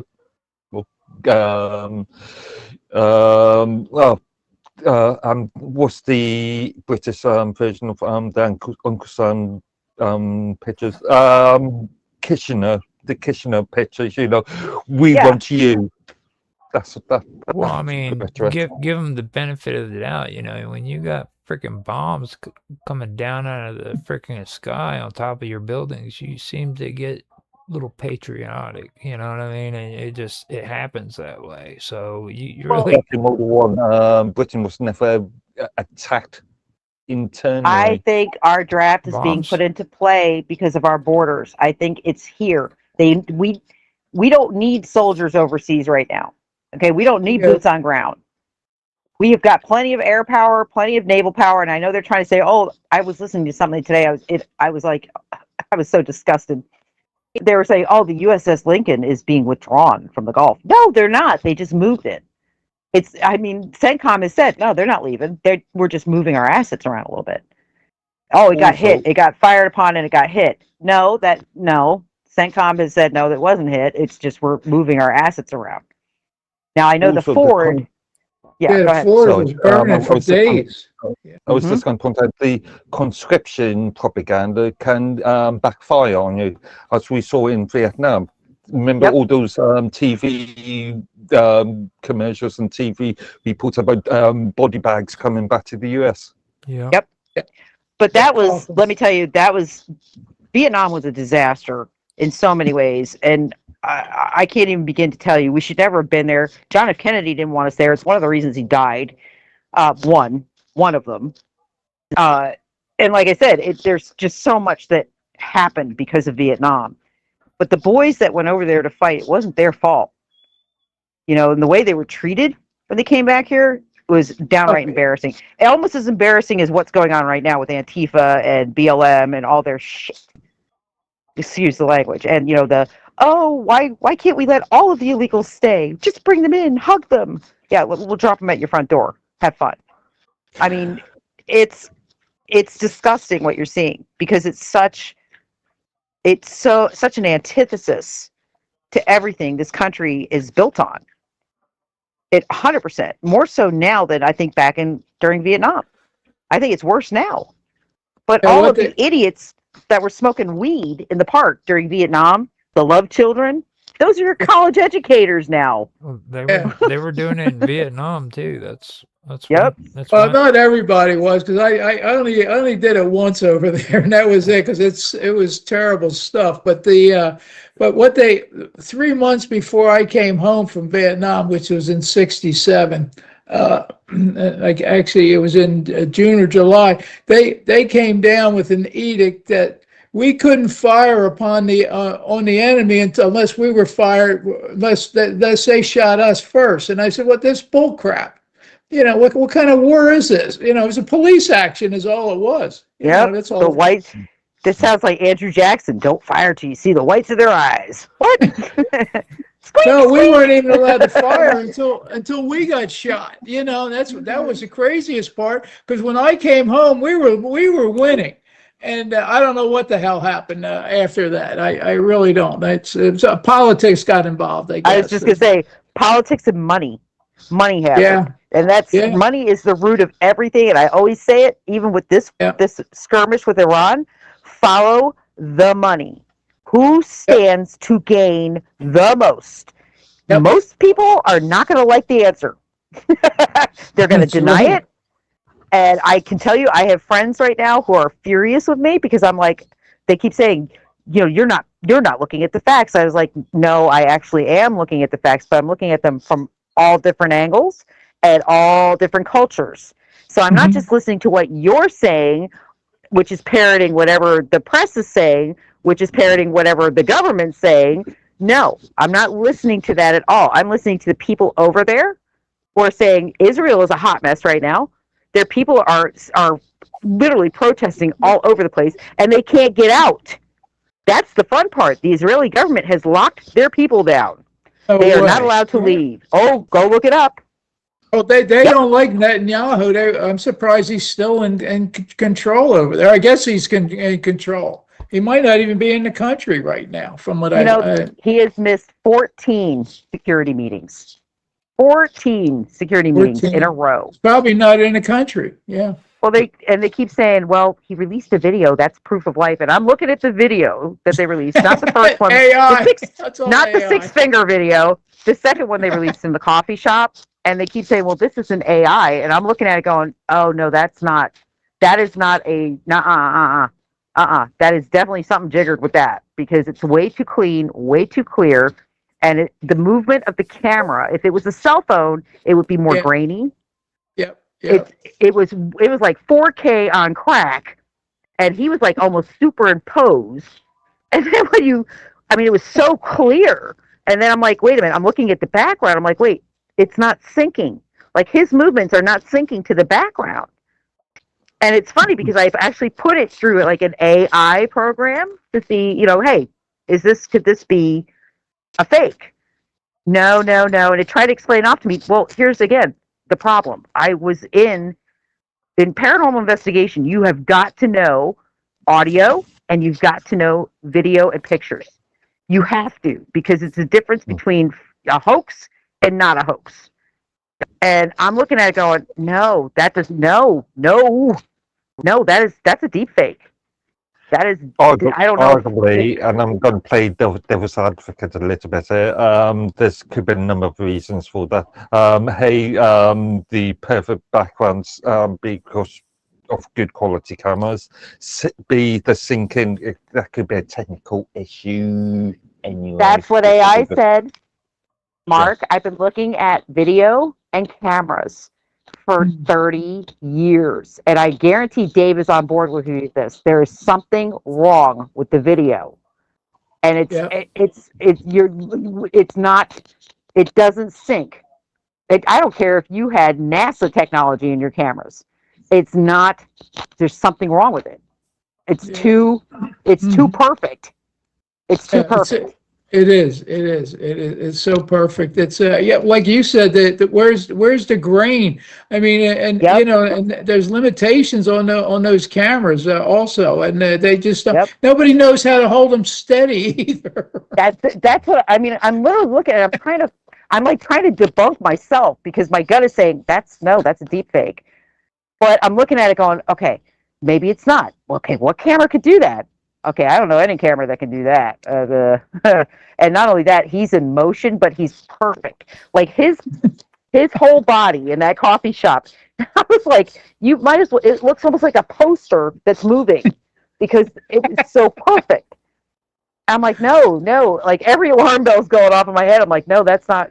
No, the one with the 6 figures actually look more real than this one does. You're making an assumption that it was created using phone based cameras, and granted, phone based cameras are not the greatest, but compared to laptop company, generally speaking, laptop cameras, they're a lot better.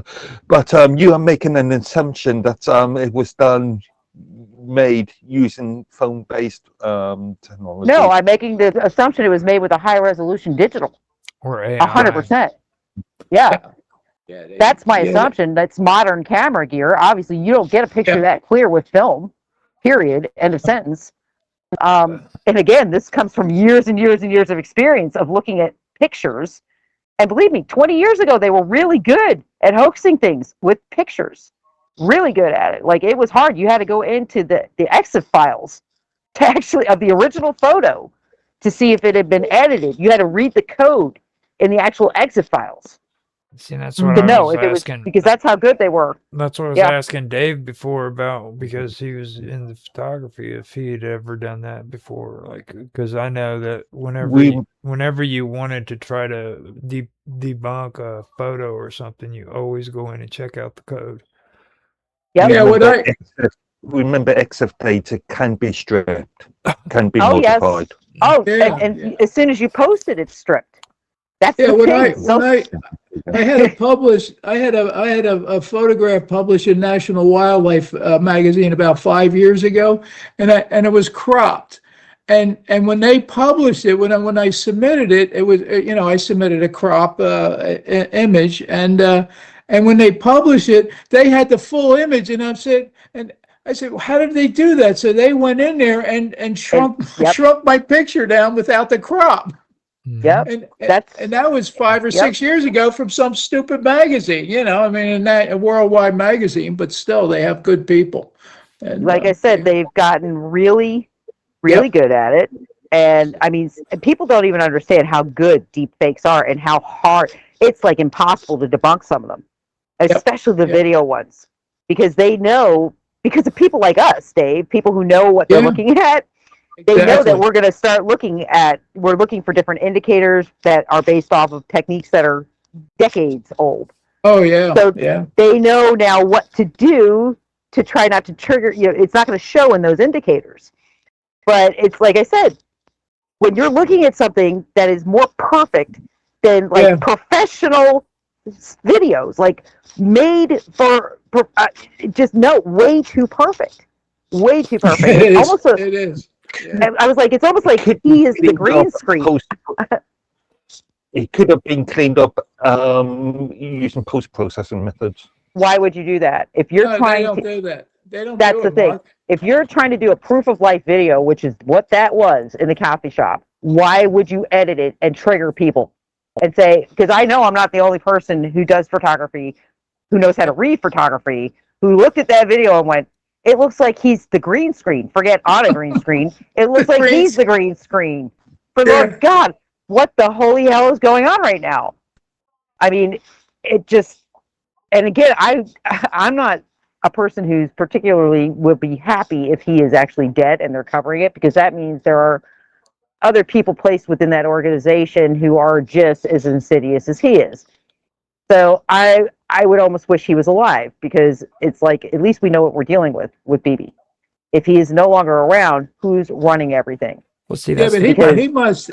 that's Go ahead. the thing about it is like Israel. People don't really get into too much about their political history. Like Yep. their parties have always been fragmented. Like there was never one party that was fully in power.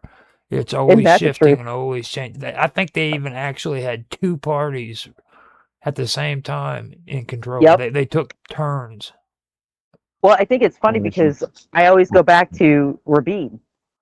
And I always say, you guys have heard me say it a million times on the show. I go back to Yitzhak Rabin.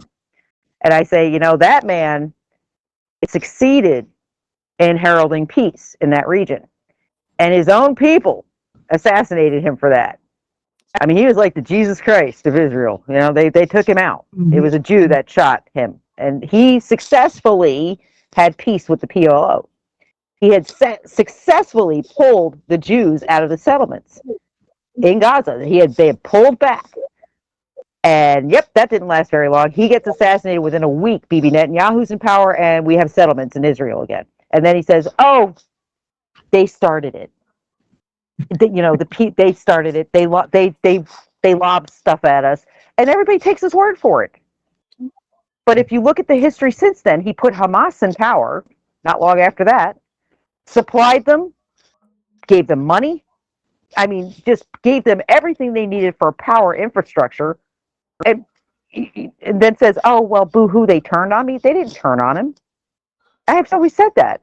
The leaders within Hamas, there were people like in Iran right now. There are people in leadership in Iran that are Mossad. It's the same thing with Hamas. There are people within Hamas that are Mossad, and they're decision makers. And I know that for a fact with Iran because what happened last week? We had two, not one, two IRCG. One was a commander, one was a general. That did what? They ran to Tel Aviv because they were doing what?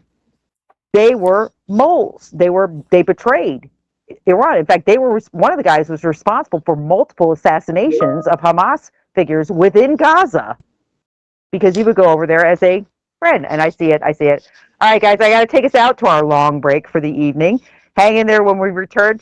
Do some researching while you're on this break. Look up what I was saying because I'm not whistling Dixie, guys. Be back in just a few minutes. I don't even know how to whistle. Dixie. Oh my God, Roger! Come on. Again. Oh, Yeah, we were still doing it. Oh my goodness. Dear Lord. All right, guys, give me a minute. I gotta get a Powerade. I have like let me. I gotta wet my whistle. First. Okay. Be Are you careful. gonna bring Raph back? Go in there and you kiss his ass. Not literally, Well, please. I mean, I don't know. That might actually get him back on the show if she did. I just, He's playing Fortnite right now, most likely. yeah, He's- give him a chance to playing jump games. onto the video game. That's what it is. I know how that works. Yeah. Freaking, I don't, like I said about that whole Iran shit, I don't buy into any of that because, like, freaking, first of all, if they cared so much about it, Ayatollah being killed on the first day of freaking bombing would have been all over the freaking news, but not one single media outlet even put it out. It's like, Right, you're right. I think in Britain there was alternatives like 2C did, but I think GB News did, or Talk, or one of those mainstream I think the only one I've mainstream heard of, outlets, if you know what I mean. the only one I heard that put any of that out was Al Jazeera, I believe. That was it. Yeah, Not sure if that's the right. Guardian That's did, but I think the BBC may have. I'm gonna let this headline. I'm gonna let this close Go out, off. and then I'll bring us right back once it does. But it's like Yeah, me and Mark were getting we're going to be talking about BRICS, and I think that has a lot to do with what's going on BRICS? now. Yep. The Yeah, BRICS. Brazil, Yeah. it's India, Italy, India. I was Russia, talking about BRICS 16 years ago. I used to tell people Yeah. about BRICS, and they go, "What the heck is BRICS?" And I said, "Well, look it up. Brazil, India, China, Russia, Saudi, and South Africa was Yeah. involved with it. Yeah, Yep. and now there's other countries that are joining. Didn't Saudi Arabia just join BRICS? I don't know if they did or not. Don't think so. They- Don't think so. They were supposed to get in there, and somebody else. I thought the 10 new Iraq countries. was trying to get in there also, and yeah. So it's Well, we're going to get cut off here pretty soon, so yeah. don't get in too much of a detail and things like that. Get All right. Well, yeah. Because Yeah, well, they got all the gold in Shanghai. What do they got? 35 tons of gold in Shanghai, China, right now, I think, in the BRICS. Yep. yeah, but Something like that. that's. I think the silver is the thing, not the gold. Well, the silver Oh. is a big part of it. Don't get me wrong. That's a okay? manufacturing part. Yeah, that's a Oh manufacturing. yeah, because all electronics need silver. Mhm. Oh, absolutely. And with all these missiles that they're sending off and Yep. whatever. Okay, let me go ahead and get this switched over. I think I can get at least the audio playing on Draegus until Since Vault. we call back.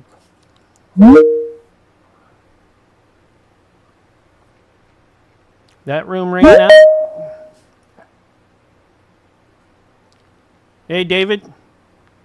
Gonna bring everybody else back in here. Hey, Mark, there you are. I every time I come on, when you get me on, I'm on mute, so I have to go up and click on it. I keep No, forgetting. That's just how it is. How you been, Mark? Okay. Hanging in there. Down where they got somebody, 2 people were killed.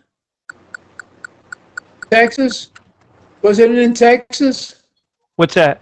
Was that the Air Force Base where I'm they had hanging it in locked down, where the 2 people were shot?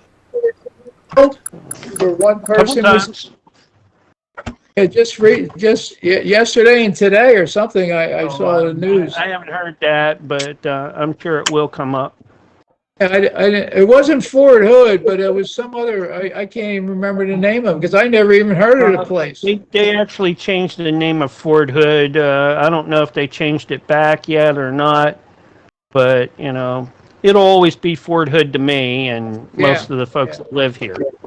Yeah. Fort Hood, where all the secrets are kept. Really? Yeah. Yeah. Tell no secrets. Where did Nancy go? She said she had to go try To see Ralphie See to Ralph. smooth things over. Yeah. Yeah. Well, the last I heard on because before we ended on the other one was the silver. That China is in control of all the silver right now, and they have export companies that they're controlling, and they're only going to allow so much silver to go out to the No, world. they stopped it. Oh, really? Oh, Yeah. I didn't know that. Yeah, listen to Jack. Jack said that they had stopped it. I don't know if they've opened it back up again yet or not, but I heard it was stopped. I have to do some. I have to crunch some numbers on that one. Yeah, because China isn't the only player in that game. Yeah, yesterday I have to it was- do some research. Yesterday Yeah, it was $80 an ounce here, and it was selling for like 102 over in I don't know, in the Far East, in the Mid East. Yeah, no, maybe Yeah, it was the Far East. It's down to like 77 right now, or Yeah. something like that. Yeah, but, well, it was 75, so it went up. I mean, someone's flooding the market. Yeah, Is how they. I mean, silver is always like that. Come on, Nancy, we're gonna get. no, so We got go about up 2 minutes until we. back caller. Let me see if I am calling her. Nancy. That's you gotta go Nancy. Like literally call her Nancy. Nancy, you listening? Freaking oh my god. Distress. Stress. Actor. Um, Actor. so Roger, did you get any meteor chunks when that thing hit in Ohio yesterday or today or whatever the hell it was, that meteor? No, it never. I mean, it was like they didn't even put it on the news here. It was Really? crazy. Did it warm up today, Yeah, Roger? it actually did. It Cool. made it to 52 degrees. We had 2 days just hit. One went down to where it felt like 1 degrees, and then one went up to felt like it was 3 degrees. It was like Yeah. When I was speaking to you earlier, it was 12 C centigrade, but it actually jumped up to something like 16, 17. So it was actually it was really weird. It was kind of like winter didn't want to let go. You know what I mean? Just it just felt been sleeping. Yeah, I talked to my sister-in-law. She's in Grand Rapids last night, and she said it was wind chill was -6. Yeah. I said, forget it, man. I said, right now I'm 58. So, Yeah.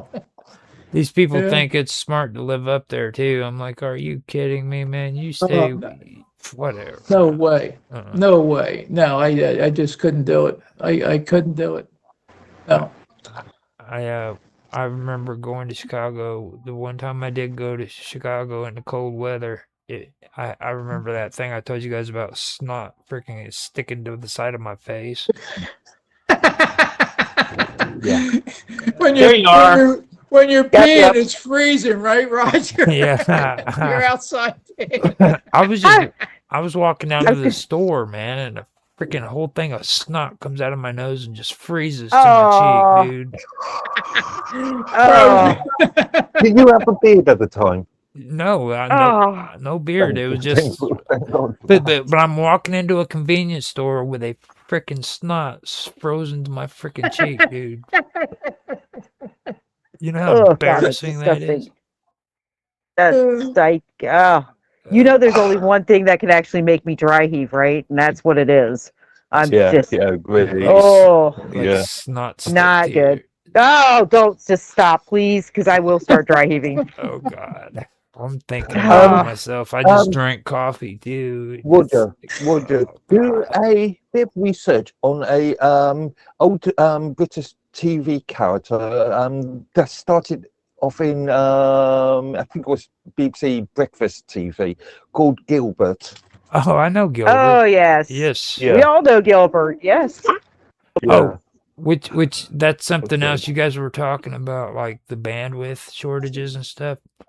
I do have a alert that went out earlier today. It's emotional bandwidth shortages are now being reported all across all time zones. Well, we're under Yep. 30 seconds. Yeah. I noticed that too here lately. Yep. Yep. Well, you know, that might be because of the, they're going after the underwater cables. All right, here's your countdown. 5, 4, 3, 2, 1, and you are back live and on the radio side for the second hour right now. 10:05 p.m., March the 18th, 2026. Yesterday was St. Patty's Day. I hope everybody enjoyed it. Not a lot of celebrating, I think, this weekend. Usually they do it the weekend before, but I think it's more so this weekend than it was last weekend. I see a lot of advertising for events this weekend. It just kind of sucks when St. Patty's Day falls in the early part of the week or the weekdays. And Mark, do you guys even celebrate that over there?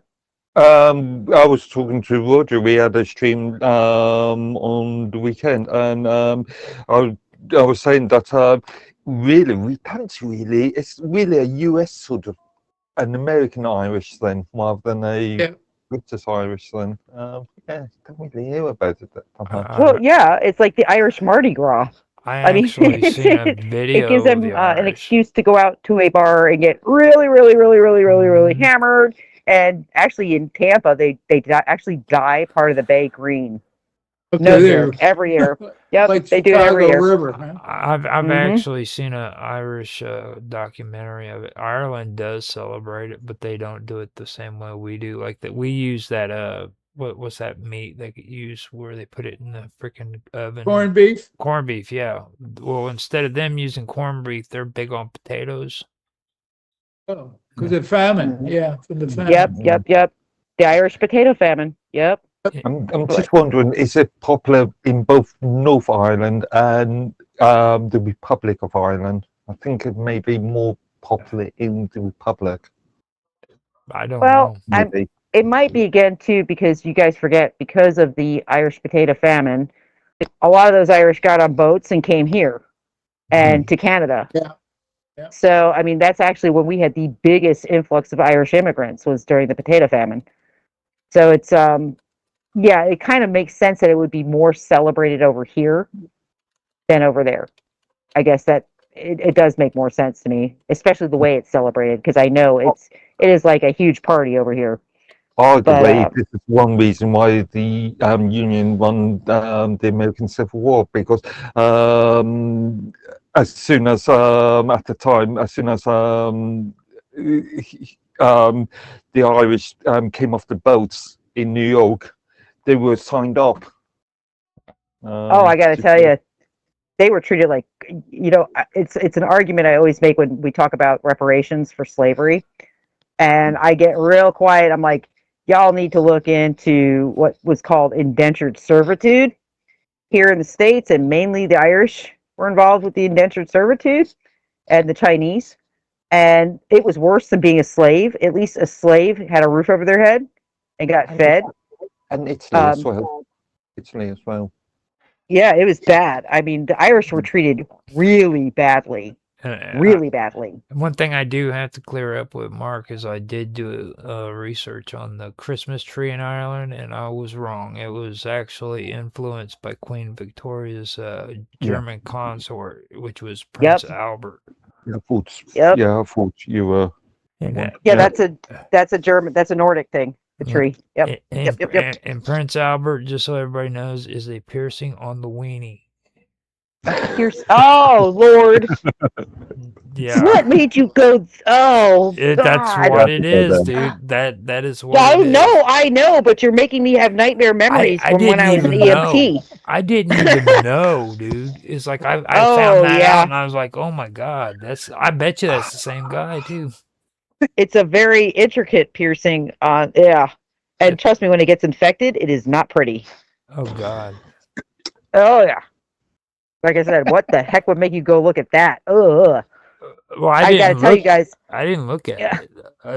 Please don't. I was just talking about like a Christmas tree and stuff. I've got a real aversion to tongue piercings. I've seen some. Let me tell you guys, if you saw what I saw when I was working as a medic, the tongue piercings, the nose piercings, the clitoral piercings, and the Prince Alberts. Oh yeah, I had a young friend who actually had a little bell on her clitoris. Oh god, that's gonna hurt. She was freaking out. She was like 18 and she had to go for this x-ray and her mom was taking her and she was freaking out because she couldn't take it out yet and it was too new. And she's like, what do I do? What do I do? I was like, you're screwed. That's going to show up on the x-ray, man. You better hope they don't want to do an MRI because you're going to stick to the top of the machine. That's right. With an MRI. I thought I was all cool when I had my holiday underwear. Like I had my boxers. And, like I'd stand up. When I stand up, it would sing Jingle Bells. Jingle bells. Oh no, jingle no! bells, You just remind me. I think about it must have been during Cameron's government. There was a lot of talk. Actually, it was during May's government. There was a lot of talk about female clitoris It's okay to say it, dude. And trying to make Mark nervous. Okay, guys and gals, family friendly. Okay. My point is that there was plans to actually outlaw these cosmetic treatments because it was dangerous and it actually kills the nerve endings. I mean, it's like nipple piercings do that too. People don't realize, yeah, you get that done, and 10 years from now, you're going to have some problems because it actually kills off the nerve endings. So it's like, that's what I said I remember telling my friend that. I was like, like 10 years from now, that's going to be a super fun problem to have when you're having sex. But just letting you know, that's probably not the smartest move you've ever made. Well, see, the best thing to do in that situation is you take your fingers and you put them up on the nipples and you just rub them in a circle. Oh, Lord. Enough. See, Family friendly, oh, I guess. wow. Mark's going to kill us all. You know, All right. I thought we were going to talk about UFOs this week. Jackson, I'm trying to. I Crying out started that way. loud. You know, not actually- unexplained things that could happen in bed. this is Actually- all identified objects, Mark. Oh, not necessarily. But moving on from that, I did actually go in and take a look at what's going on with some of the different networks right now. And like Facebook is down. Claude, it looks like a lot of the AI platforms are having big problems. Claude Oh, is that down. right? Oh, Yep. wow. Insta is down. Grok is down. X is wavering. Microsoft Outlook's down. Alexa's down. Oh boy. LinkedIn is now wavering. Vanguard is down. US Cellular is down. What It the being heck? hacked? Is it hacked? I don't know. This looks like there's something corrupted within the AI platforms. That could be a hack. Oh, The others, boy. Or GitHub AI. is now down. There goes GitHub. GitHub is the hacker's toolbox. So Maybe in the US, but I'm just checking Facebook and GitHub, and me see. Facebook's okay. hold on, it's gonna. Yeah, CDNs and Okay, stuff. Facebook is down in the northeast of the United States, and a little bit north of me, like Central Florida. Let's see here, and what is the main portion of down? 37%. It's their feed and timeline, and 23% it's the login. And the rest is like minor, like uploading and stuff like that. But 17% can't use their app, and it's still on the climb. So more and more people are going down. That could be a problem with a hub. But let Or me it see could be a here. CDN, could be a Yep. CDN issue. Yep. Therefore, it would be an Amazon AWS issue, wouldn't it? In these, all Cloudflare. Look at this. AWS or Almost Cloudflare. all these AI programs are all having issues in New York, specifically. Look at that. Yep, there goes Grok. Grok's New York. Yeah, that's weird. I mean, it all seems to be centered into the Northeast United States. Amazon Alexa, let's take a look where she's having issues. Yep, New York. That could actually be that could be a bigger problem than we think, actually. Because normally when it starts like that, it spreads very quickly. Vanguard. Let's take a look at Vanguard. Again, it more than likely it's a Cloudflare issue or potentially AWS. It's more of a CDN issue, I'm guessing.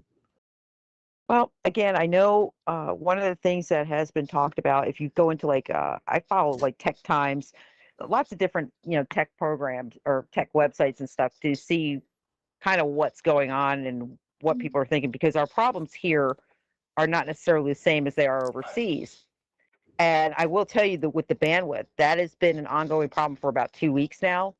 And it seems to throttle and then release, then throttle, then release, then throttle, then release. But one of the things that Tech Times was postulating was that it's because they're going after the underwater cables that link the Middle East to Europe. And then, of course, it comes across the Atlantic Ocean to the States. And I thought, you know what, that actually makes sense. It's not the first time I've heard that. Because if you really want to cause chaos, Yeah. disrupt those links, disrupt those underwater cables, because that is it's the connection's not. Everybody thinks the connections are through the air. No, most of our connectivity is underwater. Yeah. So it's like it would be very, very devastating. Even the lines that come through the Straits of Hormuz, really bad if those lines get hit and taken out. So, yeah, the only people that really get by air signals are probably like government officials. Yeah, everybody else, we're stuck on the underwater cables, unfortunately. But it would be a very devastating hit if you took those lines out.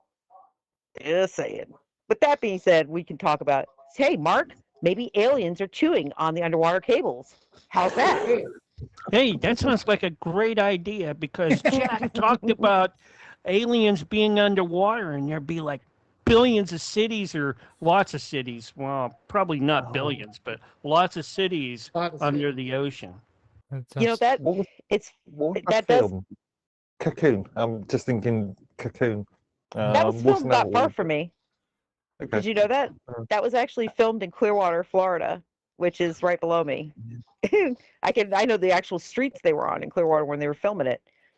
But that was the Clearwater Moat Marine that they used in there. That was the dock. But I can put it this way: for decades now, and again, Dave knows this. He's in ufology. Um, the water has been a bigger focus than outer space, even because there's been so many documented witness statements and sightings of things coming out of the water, whether it be Lake Michigan, that's a hot spot, Lake Okeechobee here in Florida, off in the west, off the Southern California coast, Oh, like yeah, that whole of course. coastal area. Yeah, it's Oh, a known Catalina, near area. Catalina, yeah. Yep, near. yep. They So, got I that mean, shelf under, yeah, the shelf, the continental shelf out there underneath it. Yeah. yes. Yep. And it's funny because they denied it, and then of course the experience with the Nimitz was right in that area.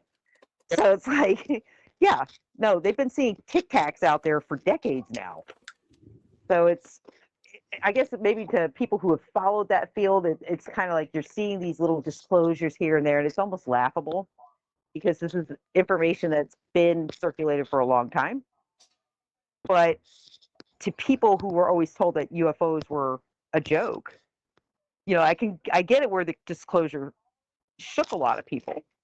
But in the same respect, I mean, you have more of a possibility of there being life on other planets than you do of proving the existence of God. Okay, Yeah, but much this is larger. where we get to the difficulty, the issue here. Sure, there may be life on other planets, but how many of those civilizations have the ability to travel to Earth?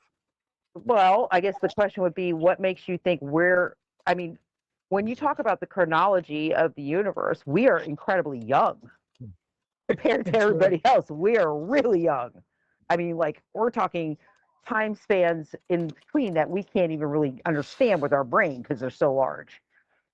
But to say, and this is why I've always said this, where the science community, the educated community has always kind of done this arrogant thumb the nose up at the thought of other civilizations that are probably way beyond us as far as intelligence, because it's like you can't get your head around it. But then if you think about it, if you stop and sit back and say, wait a minute, I mean, we are like in our infant stages. I mean, the Below Milky Way, kindergarten. Below yeah, I kindergarten. mean, we are really young. I mean, for us to say that there couldn't be something that, I always said that maybe like Frank Herbert with Dune, some of these writers that wrote so far ahead of their times, and the folding of space, and I'm like, well, that's actually a quantum physics equation right there. So how did he know that? 100 years ago almost. It's like the information's there, and if we're capable of thinking of it, what makes you think that something that's been around trillions of years longer than we have isn't way past that already? Well, it's just like Morris Jessup. You guys remember him, don't you? Mm-hmm. He's the one that came up with the underwater base theory for Malibu. I think it was Malibu underwater alien base. And the weird part about him is, like, a lot of ufologists are real suspicious about the way he died because they said that he committed suicide in his car and from carbon monoxide poisoning. But there's a lot of people who don't think that's the way it happened. Well, and you've got modern people too. When you talk about the underwater theories, you've got people like, again, Catherine Austin Fitts, who has been very public lately on her campaign to expose the fact that we have underground cities that way advanced, very, very much more advanced than the topside cities are.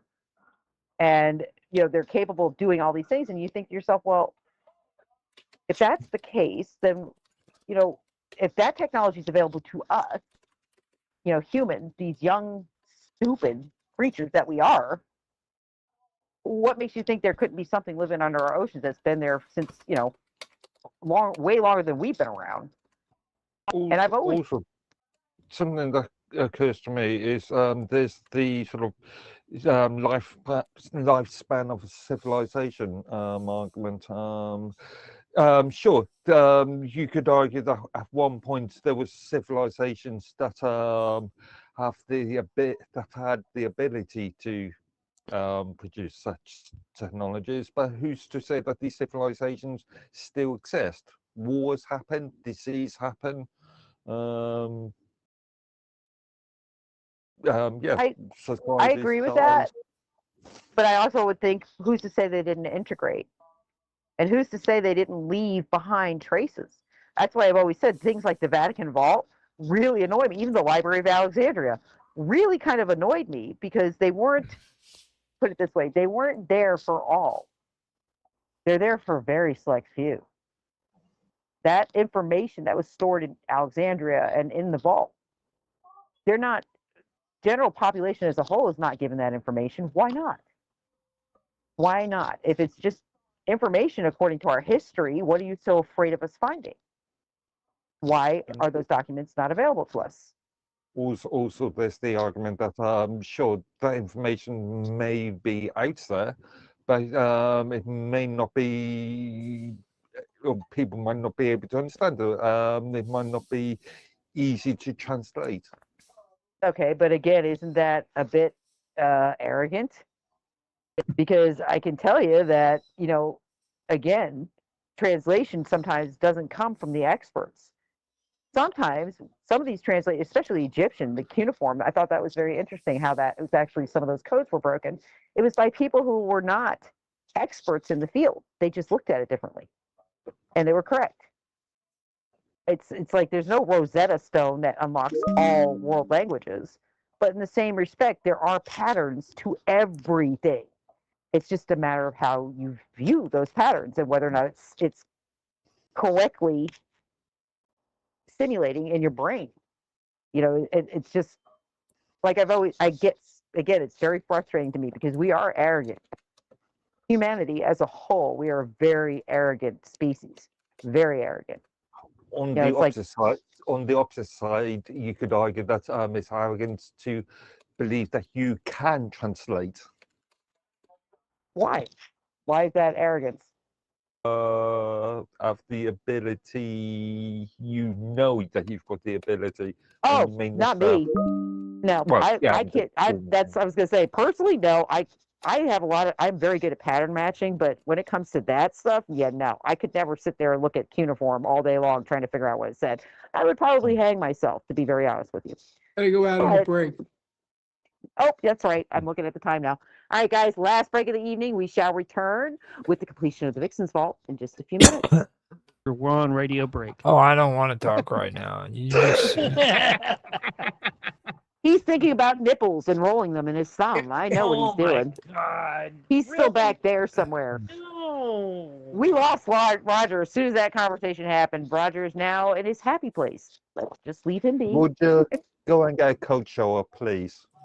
No, you gotta Guys. You gotta take into consideration there was also the Owanesses too when it comes to ancient Sumer. The Owanes was like a fish-man hybrid. They were so this goes like all the way back. His name was Jack, right? No, Owan. Well, Jack is the merman. There's the difference. Well, you said he was a fish guy. Poor Jack. So. Poor Jack. Well, poor Jack. Lord Edward wishes that he could be a merman. He walks to the shore whenever he can, and he stares out at the sea, and he says, "Why? Why can't it be me? Why can't I be?" Funny enough, I'm telling you, Roger, you watch too much Japanese yaoi he anime. could be. All right, stop could that. You be. need to look at Yuri or some of the other kinds. All We right. could make Mark a Fabio merman. That That's would work. that's what I mean. Seriously, that's Oh it. my God. I haven't swum for many years, but I used to be an extremely good swimmer. Cold weather headlights. Extremely good swimmer. We could just do like an abyss thing, you know, amniotic fluid, put it in a mask, and just flop it on his head. Breathe, Mark. Strip him down. Do the Fabio flip. Throw him in the water. We're good. Mark the Actually, when merman. I said cocoon earlier, I really meant abyss. But yeah. It's one of my Yeah, favorite yeah. movies. It is one of my favorite movies. I love The Abyss. That's such a good movie. Really is. And it was very innovative because that actually, I know that the military has worked on that with the breathable amniotic fluid. Yeah. And that is a fact. That's infants breathe amniotic fluid. Wasn't that in That's- Abyss or Sphere Yes. or something like Yeah, that? in Yes. That's the what we were abyss. just saying, Mark. Yeah. Did you Yeah. just pop in? That's what we've No, been no, talking no. about. I'm just, I'm all over the place, man. Well, I mean, Hold on. Let me light up. that kind Oh, of God. that kind of fits into what I was saying about soft disclosure before too. And a lot of people don't believe that stuff, but you take a look at that, and then you take a I'm look telling at you, Edworthy keeps the good stuff. He won't give me any. it's Oh, boo-hoo. like you look at that movie The Abyss and tell me that that's not soft disclosure. I believe it is in multiple ways. You know. Multiple ways. Like I said, it's too accurate scientifically, where people say that doesn't exist, but you're looking at it going, well, theoretically speaking, why not? Because somebody thought of that, but that's actually factually true. Anyways, And yeah, That's where I first learned about where you could actually put somebody into hypothermia and then bring them back to life, and it would slow Yes. their heart rate down moments before they die. yep, cool their Yep, body they all down. drown. Yep. Wobbly said they all drowned. Yeah, the true story is that's what really happened in real life. But in Hollywood they lived. But anyways, because it was based on a real story. Just like the Starship Enterprise. Well, the Starship Enterprise is like a bunch of gay Anyways. Klingons and stuff. Oh no, no! Where's Don't ruin it for Scotty me when again. we need him? Oh my God, Yeah. set him straight. Oh, by the way, Mark, I'm gonna get Matt Moniz on next week. Oh, great, awesome. Yep. Did you talk to Lala and Willie Windwalker? I and reached out to Joshua? Lala. I was gonna say I've reached out to Lala. She's not Good. responded to me. Okay. So I'm waiting on a response from her. Okay. The other two, not really. I mean, Matt, like I said, Matt, when it comes to UFOs, Bigfoot, anything in that arena, he's been doing this 40, 50 years now. So it's like that Matt's a fountain of information. He was on just recently, wasn't he? Okay, 3, 2, 1, and you're live right now. And we are back for the final segment of the Vixen's Vault. The breaks are so much fun. I made Mark into a merman. It was awesome. It was really he even had a Fabio flip going with Not this with one. the mertail. No, Mark Edworthy. Yeah, Well, Mark, Mark. you would actually. Now I got to think about that. I have to talk to AI. I'm going to make like a little image of Mark as a producer, Mark as a merman. Oh, that could be fun. That could be lots of fun. No. Why not? No. No, Why I need more not? hair. Make me into a dog man. He listens to Oh, ska. He listens to ska, dude. Don't be doing that. You don't want people. Oh. No, it's bad enough that he listens. Like you don't want a merman who listens to ska and hickerbilly. No. Wait a minute. He listens to ska. Mark, you're not a surfer though.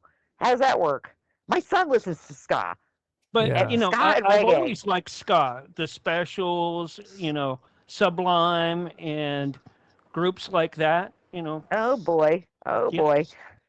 All right. That being said, I'm going to make one final comment. We were talking on the break about self-disclosure in movies, and we were actually talking about the movie The Abyss, which is one of my favorites. And to this day, if it's on, I will sit and watch the whole thing in its entirety. Very well-made movie.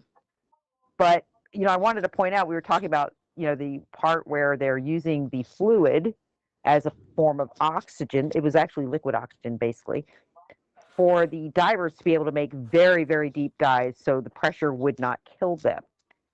And the thought process of that, yeah, that's realistic because babies do breathe amniotic fluid when they're fetuses in their sac, in their placental sac.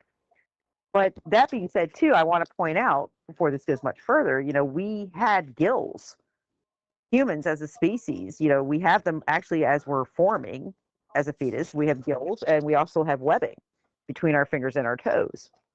So the whole MER theory isn't really too far off because we do have genetic throwbacks within our DNA that show us that we were once a water-based creature.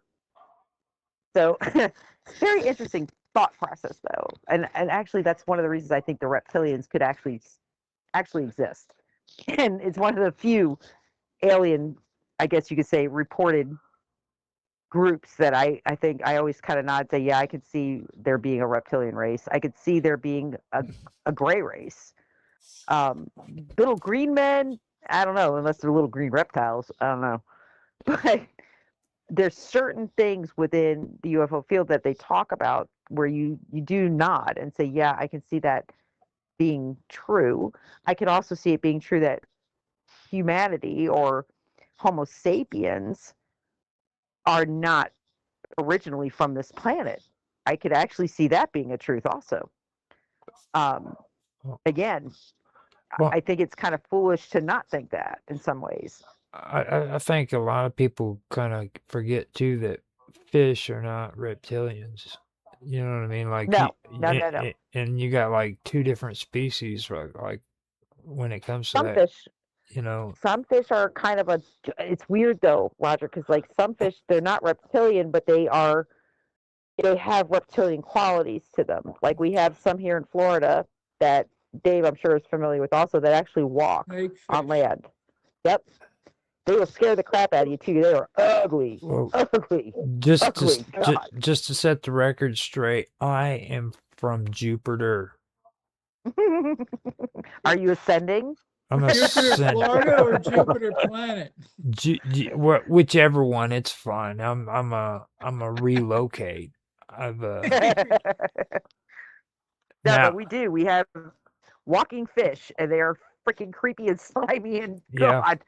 Flying fish too. We Yep. got flying fish also. we Yep, have fish with wings. Yep. we have fish here that have alligator snouts with teeth. We have alligator gar, Yeah. which Yeah, is alligator.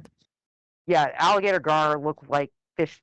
An alligator got shoved into a fish. Mhm. If they really do, they're ugly too. We But they're got not really. we got freshwater. Got freshwater ones that look just like that. Right. Bleh.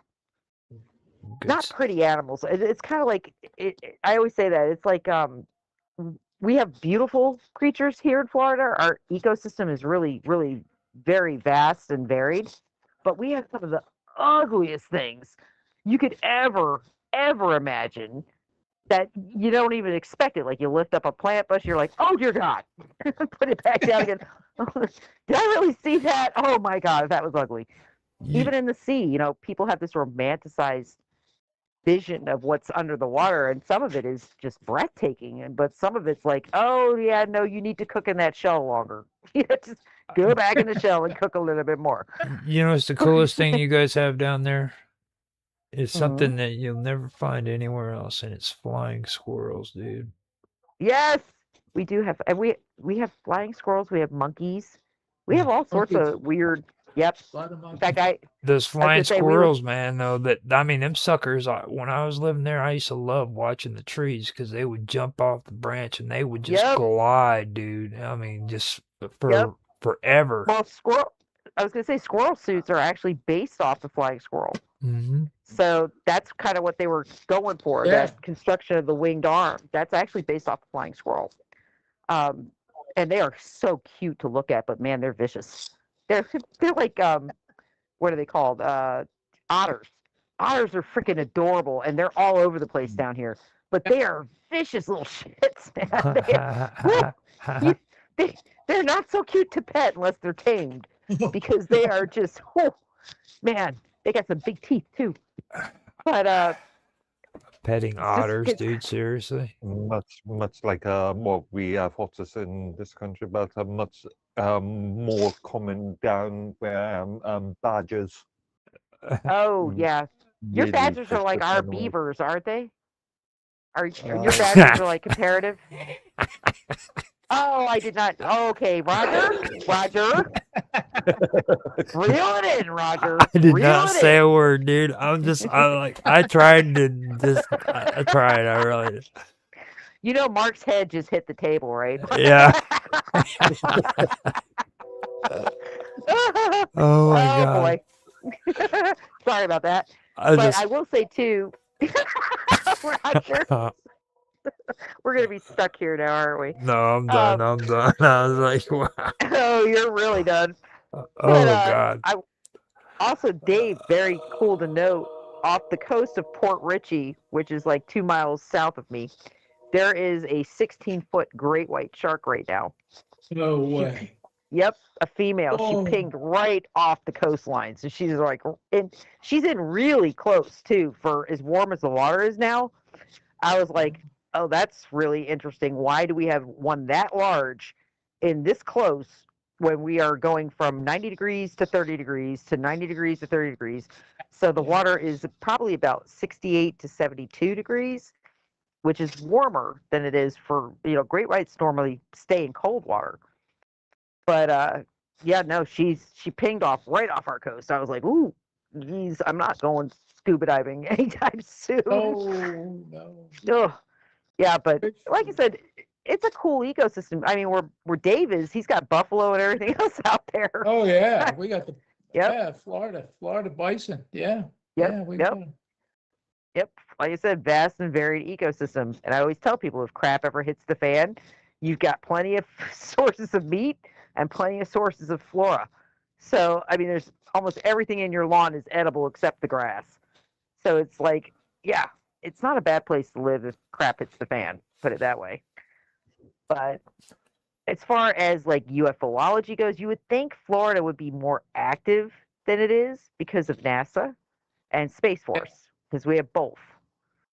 Well, a couple of years ago, when the first time I went out and photographed SpaceX, I don't know if I told you guys this, but there was and then I put it, I put I put it in the computer. It was a night shot. It was like 1:06 in the morning, and then I noticed this little star. So I kept on cropping and enlarging it on my computer, and it looked like a flying saucer sitting there. And I was telling somebody about it. One of the guys at the next launch, night launch, about a week later, and he says, "Oh yeah, that was probably Elon up there watching his SpaceX go off." Or Elon's car. You forget they launched a Tesla into orbit. It's still up Yeah. there. Yeah. I was Isn't every once in a while. technically around the orbit of the sun? Don't worry, it's a Yeah, something like DeLorean. that. But Yeah. I just think it's funny that every once in a Oh, while it somebody is comes up with a funny. meme Yeah. of like Elon in the driver's seat waving. I mean, don't you think that it'd be horrible? The first vehicle that aliens see of humans would be a DeLorean. I mean, seriously. Oh yeah. That's Back to the horrible. future, man. It's like, Back to That's the future. Well, Well, Willie launched a Ford Pinto into space, and they rejected him at the International Space Station because he didn't have the codes, and they didn't want any of that monkey poo getting in there either. yeah, poo. the monkey poo was the best The part of the monkey story, poo. dude.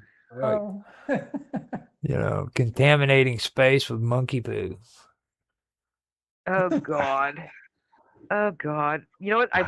There was something else I wanted to say too. Oh, you guys remember the general that disappeared last week? Oh yeah, yeah.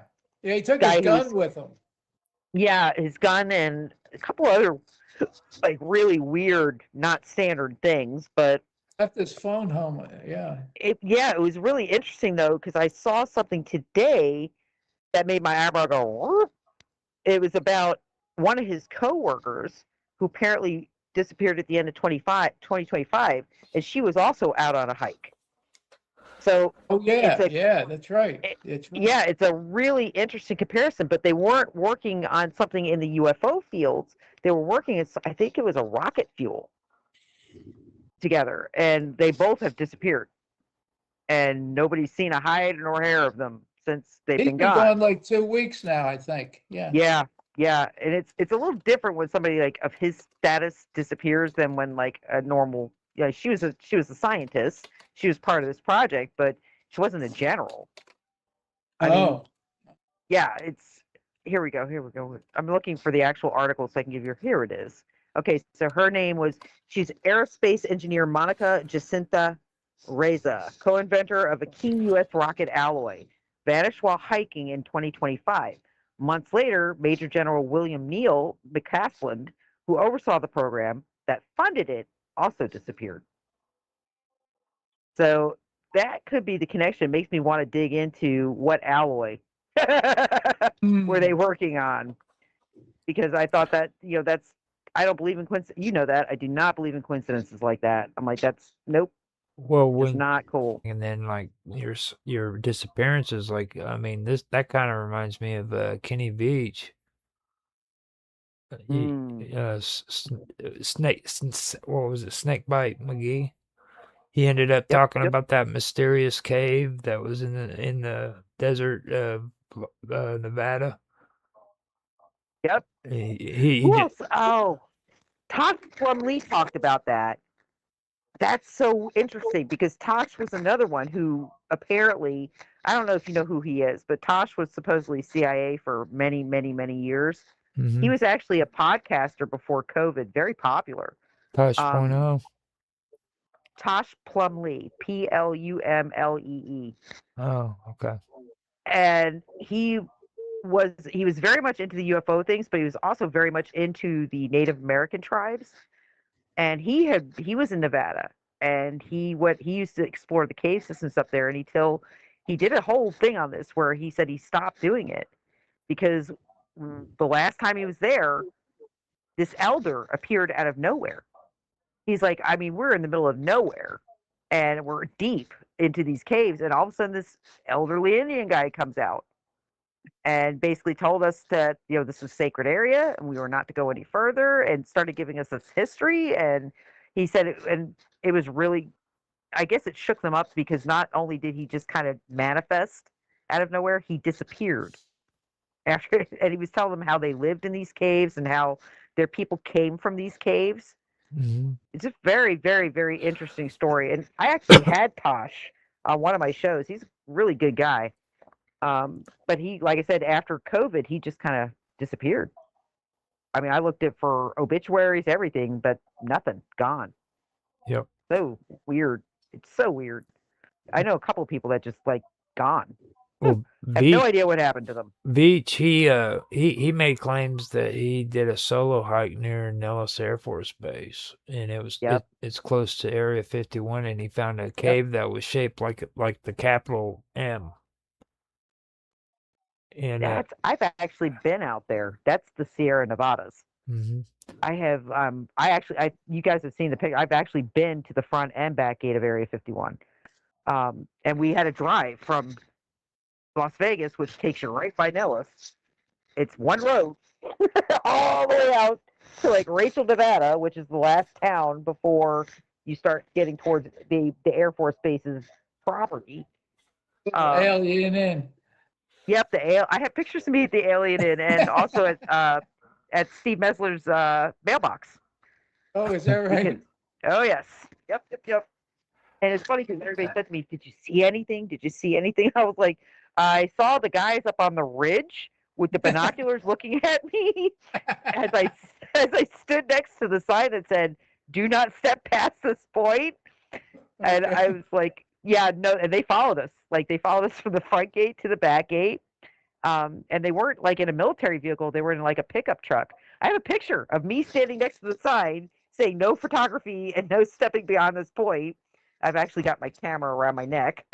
And you look right behind me on the ridge and there's the truck. So yeah, it was, like I said, it was a really cool trip. I'm really glad I did it. And I always said I was one of the last people to climb Tikaboo Peak before they shut it down. And that was the guy Hans, the guy that took us on that, because we had like a tour guide, a German guy he had done this a dozen times, and he was helping us get up there, but he ended up getting he was arrested by the FBI before that, and they had gone through all this stuff, but it was for good reason, because he dug up one of the sensors from Moog Lake Road going out to the base, because they're buried like 6 feet deep in the road, and they're basic really ultra sensitive motion sensors. He dug one up and took it home with him. Idiot. So yeah, he got in trouble. He got in big trouble. And then I saw him in the news again like 2 years ago for getting in trouble again, because he was trying to take people up to the peak. And the thing with Tikaboo Peak that most people didn't know is the last privately owned mountain out there that you could climb and see the base from.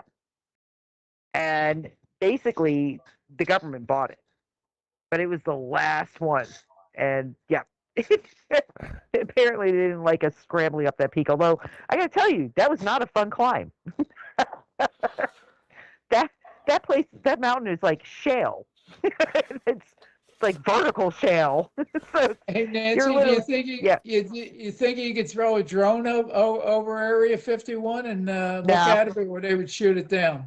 No, they'd shoot it down. That or they'd disable it. See, that's the thing. They don't need to use weapons anymore. And I think that's another thing that bothers me with the war that we're seeing right now over in Iran. We have technology that's so far advanced beyond what they're using over there that would simplify everything, if you understand what I'm saying. It wouldn't be bloody. But they literally have like EM pulse directed type weapons where they can shoot a pulse right at a drone and knock it right out of the sky. It'll just die. It loses all power. So yeah, no, you're not going to get a drone over that airspace. You can't even get a drone over MacDill airspace. Good luck, because they will pop those suckers out. Would you remind me, what was that British technology that we reviewed last year? That truck thing. It was microwave. There's the microwave sensors where now they can hit you with microwave energy and like separate people who are like protesting and stuff. If they don't want you too close, to just hit you with it. It's on the back end of most of these armored vehicles. It's just a dish, and they just hit you with microwaves. Close, not quite. Those were modulated frequency devices, and believe me, they have what they use down there was child's play from what they have. And I've been saying that for years. They could cook you like a freaking like a microwave chicken, dude. Yep, from the inside out, real quick. But just even like I just popped on this article. I have another site I look after. It's called Artificial Intelligence News. But breaking: someone just open sourced a full suite for tracking satellites and decoding their radio signals locally. You don't even need the internet. It uses an SDR to pull weather images and raw data straight from space to your hard drive. 100% open sourced. Now, if we're capable of doing that as regular people with a little bit of talent, what the hell do you think the military is capable of doing? That's what I mean when I say, guys, they are so far past anything we can really kind of get our heads around. It's our AR-15s and all that. That's child's play. They don't need that anymore. And in fact, I said to Rafi, one of the things that I've kind of always thought about is, I know the president of the United States has a kill switch, not just for the internet. He has a power kill switch. I was like, he has one, and so does Xi Jinping. There's one thing that both of us working in IT are aware of. It's one thing to have these technologies. It's another thing to actually deploy them. Mm-hmm. I agree. But they've had decades, Mark. Yeah. I mean, we're talking, Ben Rich talked about this stuff back in the 1990s. And he was Skunkworks. He ran Skunkworks for Lockheed Martin. Tesla talked about this stuff, man. What are you talking about? Yep. Ionosphere technology. Like if you can Yep. tap into the ionosphere, you have unprecedented amount of unlimited Yep. potential, dude. Like you could do whatever you wanted, man. Yep. And like I said, what they did in Venezuela, that was child's play. That was basically showing people, hey, guess what? The technology is there. We're just going to use a little bit of it. So that's why Iran makes no sense to me, unless it's a trap for Bibi. That's the only thing that makes sense to me. When I run it through scenarios, I'm like, this is a giant trap. This is a big old honey trap, because Bibi Netanyahu has one form of honey, and it's not a female, and it's not a male. It is money and power. That is his honey. And Iran is all about the money from the oil and the power. So, yeah. Not so sure, because again, I'm looking at things from a wider perspective. I'm thinking of Turkey and Saudi Arabia, but well, Turkey's going to pop off. Well, I mean, I'm thinking of economics too. We were talking on the break when you had to go away about BRICS, okay, and that's a real big threat to a lot of these people who are instigating wars. And who are they going against? They're going against the same members who are members of BRIC. Yep. You know, so yep. Let's not forget one of the biggest players in the world, China. Yeah. Yep. Well, but again, let's not forget that both China and Russia have pretty much sat on their laurels. They've not really done anything reactively, and that should tell you a lot. So, they're sending arms. Okay, well, that's not really helping. They're not really responding.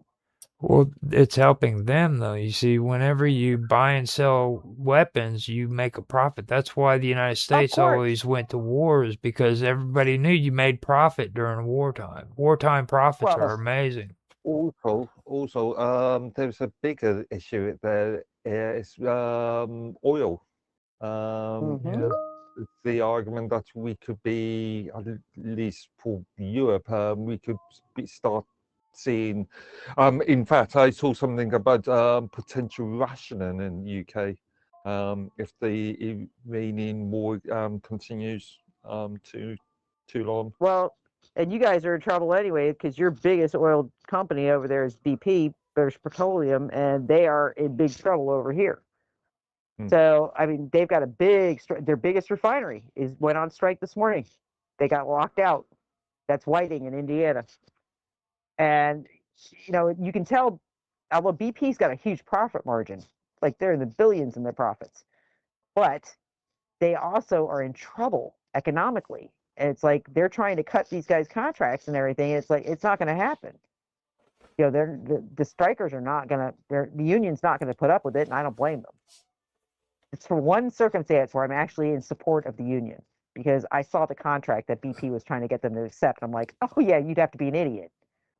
I mean, they wanted. Oh, I got it. It's the end of the show. I was going to say, okay, guys, I'm going to make this really short. Make this really, really short. Have a great week. We'll talk to y'all next week. We're out of here. Night. Later. You were on a roll, Nancy. All right. Yeah. Later, I'm sorry. Yeah, Mark was circling his hand. I was waiting for us to get cut off instead. I was literally, I'm literally reading something, but yeah, the BP strike I'm like intimate with right now, really familiar with it, because I've done some backgrounding for them on it. But I mean, they offered these guys, they offered the Whiting Union. I couldn't even believe it.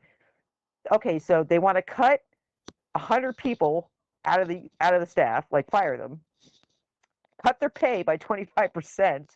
And by the way, then they told them, and the other piece of their contract that's non-negotiable is that they have to give BP 100 days heads up if they're going to go on strike. Yeah. I'm reading it going, well, nobody in their right mind. Why would we okay, so the current notice is 24 hours before you walk the line. You want 100 days, so what? You can train their replacements and fire them anyway? That's right. That's That, right. that What the might hell? work. That might work in the US, but it's not going to fly in the Oh, UK. Oh, it's yeah, not yeah. working here. The Dude, union. hold up. British Petroleum. Okay, let's Yep. let's look at the name. Look at the BP. BP. yeah. Okay, it Big won't work nose. here, and he does this every time. It's like in any. It's like, don't get me wrong. I was Do wrong. we, I was do wrong we about want the to do an Christmas after tree. show? I'm not going to stay on very long. I have a doctor's appointment at like 7:30 in the morning, so I got to be up early. Oh, there's another SpaceX launch tonight, 6:30 or tomorrow morning, 6:35 a.m. And it's going to be a jellyfish launch, Dave. Oh, wow. That's cool. Okay, we'll stay until we get cut off, and then I'm going to host over to the Great Conspiracy. Sounds good to me. Here, I'm going to send Dave this picture so he has it. Hang on. Got to see something Oh, really so cool the 6 other night. Would you say it was 6:30? What time tomorrow morning? 6:35 a.m. All right, folks, it's been nice. Take care, and All right. we're going to get on out of here. Going over to Great Conspiracy on Kick. Everybody have a great week, and we'll see you when we come back. And I'll be right, back Dave. on Sunday with Censorship Sucks. It's in the chat, Dave. Okay, yeah, I see it. Yep. Oh, jellyfish possible. Oh yeah, yeah. Jellyfishes are cool. Maybe I'll go out to the prairie tomorrow morning if I get up. That's what I figured. It gives you a great photo ops. Yeah, that would be cool. Yeah, I should go out there. Yeah. I Yeah. swear to God, the people local to me are so stupid. Every time this happens, I have to deal with 1,001 different postings of "it's aliens." I'm like, no, it's Oh SpaceX. yeah. Yeah, I Although- deal with. I Yeah. get calls all the time. I get a lot of phone calls. Well, I saw a flying saucer. I said, no, you didn't. You saw the exhaust or the jellyfish. Yeah. that Say was- shut Yeah. up. Say, shut Yeah. up and Yep. go back to bed. We're sick of hearing about UFOs. What's up with you Oh, people? no. All right, that is it. We will talk to you guys later. Hope you enjoyed the show. If you did, stop by Draegus Production, like, subscribe, share, make comments. You can do the same for us on the wonderful world of weirdness, as well as strange stories and live with Roger Hanson. Thanks for watching.